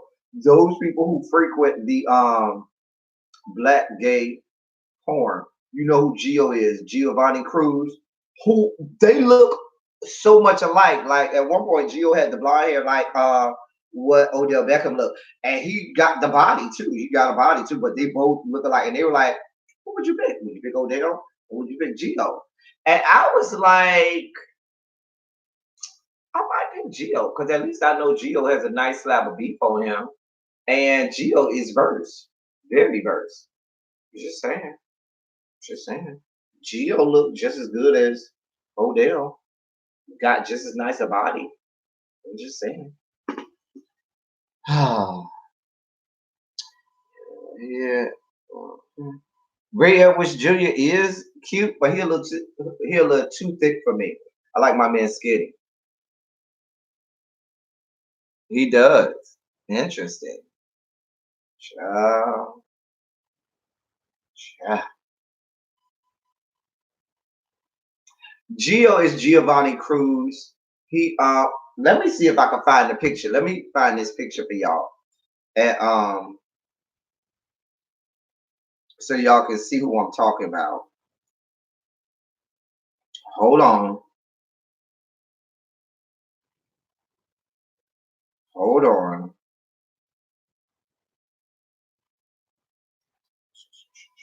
And for those people who've been in my comment section of David Makes Man, apparently somebody found out the real dirt. And remember when somebody argued and said that the guy who plays the Jamaican dude, light skinned guy on David Makes Man was actually Jamaican and that wasn't an accent. He was really Jamaican.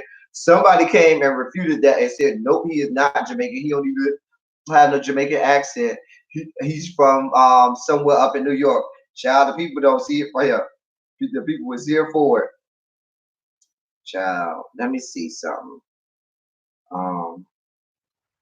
See something here. Hold on, y'all. Hold on.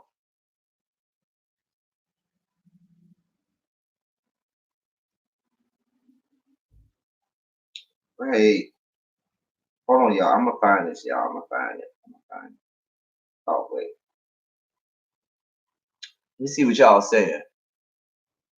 Light skinned dream. He's not that cute to me. And I like the light skinnedness of men's, but he's not that cute to me. He's not.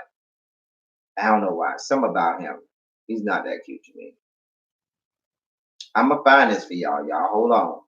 Because I saw it. Oh, here it is right here.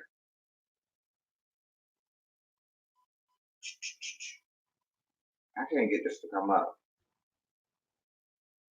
It's a poll, so it's not gonna come up like that. Well, let me try and make it big. Okay. Hold on, y'all. Where did it go? Oh, there it go.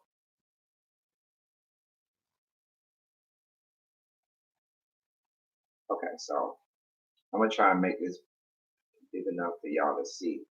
Because my phone is not working with me today. See? There they go. But that's just Geo. But you can get better pictures of Geo on anywhere. His name is Giovanni Cruz on porn and stuff like that. What are y'all talking about? Hey, can you give me the bad Jamaican accent while we rolling through? You know what? Odell Bottom. Come on, Bottom. A power Bottom. No, little baby. He was the one driving the uncle car when David and Ray went to the uncle house. Who was the dude with the country accent? That's what turned me off from watching the show. What country accent? I don't know what y'all talking about. You know Gio Castro? Interesting. Odell said he's not gay because people want him to be, that he doesn't do stuff because people want it.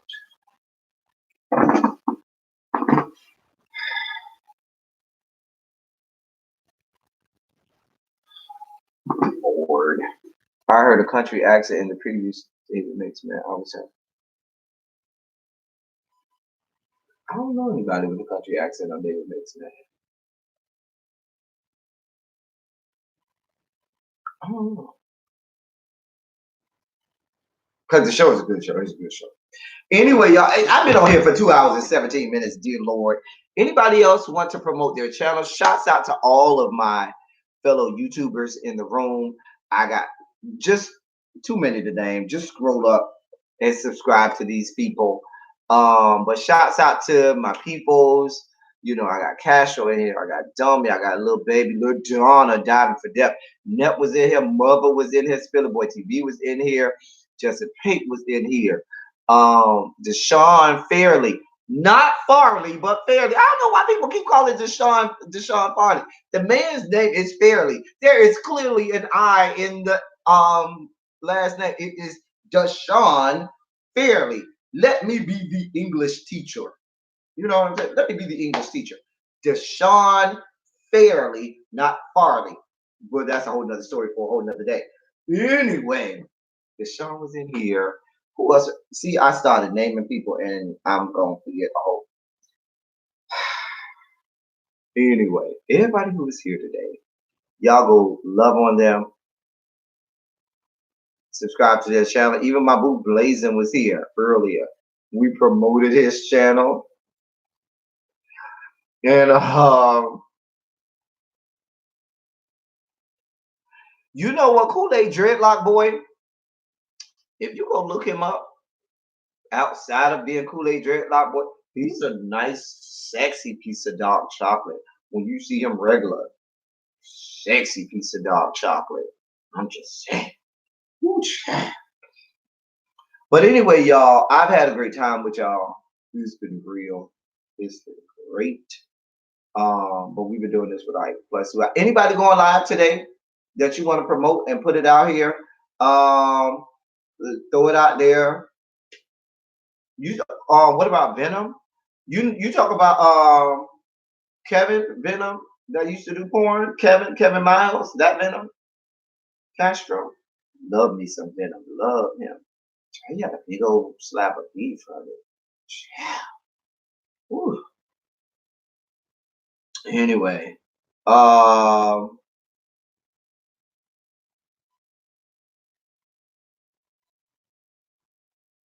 don't know what we talking about. Yeah, Venom's still alive. Kevin Miles is still alive. You can follow him on Twitter or on Instagram. He's still alive and kicking. He ain't dead. Good day, off to work. All right, Nappy Child. I didn't even know you was in there. You just came up out the bushes. Shondo, hey, sense. See, I knew I was gonna start. No lie, I'm gonna record my first makeup video tomorrow. Okay. All right, y'all. We about to get up out. Everybody put a quick Shondo in the chat before we go. This is gonna be our last Shondo before we get on out of here. Anybody going live today? You want to put that out there so the people would know and the people will come and frolic over there to your channel. Listen, you can't hear nobody say Shondo in church no more without having a, as Jada would say, a kiki and a kaka. Because now, anytime somebody say Shondo, you're going to give them the side eye like, they'll be like, girl. Y'all, but Shondo to everybody in the room. It's been real. It's been great, y'all. I had a great time with y'all today. We talked, we learned, we did the two things that we should always do. Y'all know when we come in my channel, it's two things that we must always do. We must learn and we must laugh. Those are two things that I promise you we will always do. We will learn and we will laugh. And we did all of that today. So I'm glad we did that today. You know, I might be on again tomorrow. I will be putting my picks out there tomorrow. My NFL fantasy football picks will be out tomorrow. I'm gonna try and do that video today. So I got a lot of stuff. I gotta make the new intro today too. Really be. So I gotta work on that. And I gotta work on a whole lot of stuff. Justin, well, hit me up in my emails. Here's my email. You can always hit me up in my email. Oh, I remember Venom. Child, Venom was so fun. His dick was so big. And he was a good verse guy. Like he would do the doing and do the getting done. And it would be nice. Anyway, see, you get me sidetracked, Castro. You always getting me sidetracked. Ooh, child. You taking me back with Venom. Venom ain't did no good porn in at least about 10 years or so. Well, you know, Tiger Tyson let him tell it was straight and just happened to be doing gay porn because it paid the bills. There was a whole off-Broadway show about Tiger Tyson and his story of him being a straight man doing gay porn. There was a whole off-Broadway show made about that. Child. Anyway, but y'all, we definitely gonna be in these streets today. We're gonna do what we do. We're gonna make it do what it do. Anybody, like I said, last chance. Anybody going live today? You want to put it out there for the masses to know. Anything you want to put out there about? I am not opposed to you promoting your own channel here on my channel. It doesn't make me angry. I support all my fellow YouTubers. Anything out there, or if you want to promote your Pornhub, OnlyFans, just for fans, or X2 videos, you can do that as well. Just so long as you give me free subscription to it. And, you know, if there is nothing else, like they say in church, all minds and hearts clear. May the Lord watch between me and thee. Lord, let me stop. But that's all we got for today, people. It's been real. It's been fun. And Deshaun, when we get on this gentleman's panel later, don't you be doing my thing. That is me. Bastard. Love you, Deshaun. All right, y'all. I'm out. We good.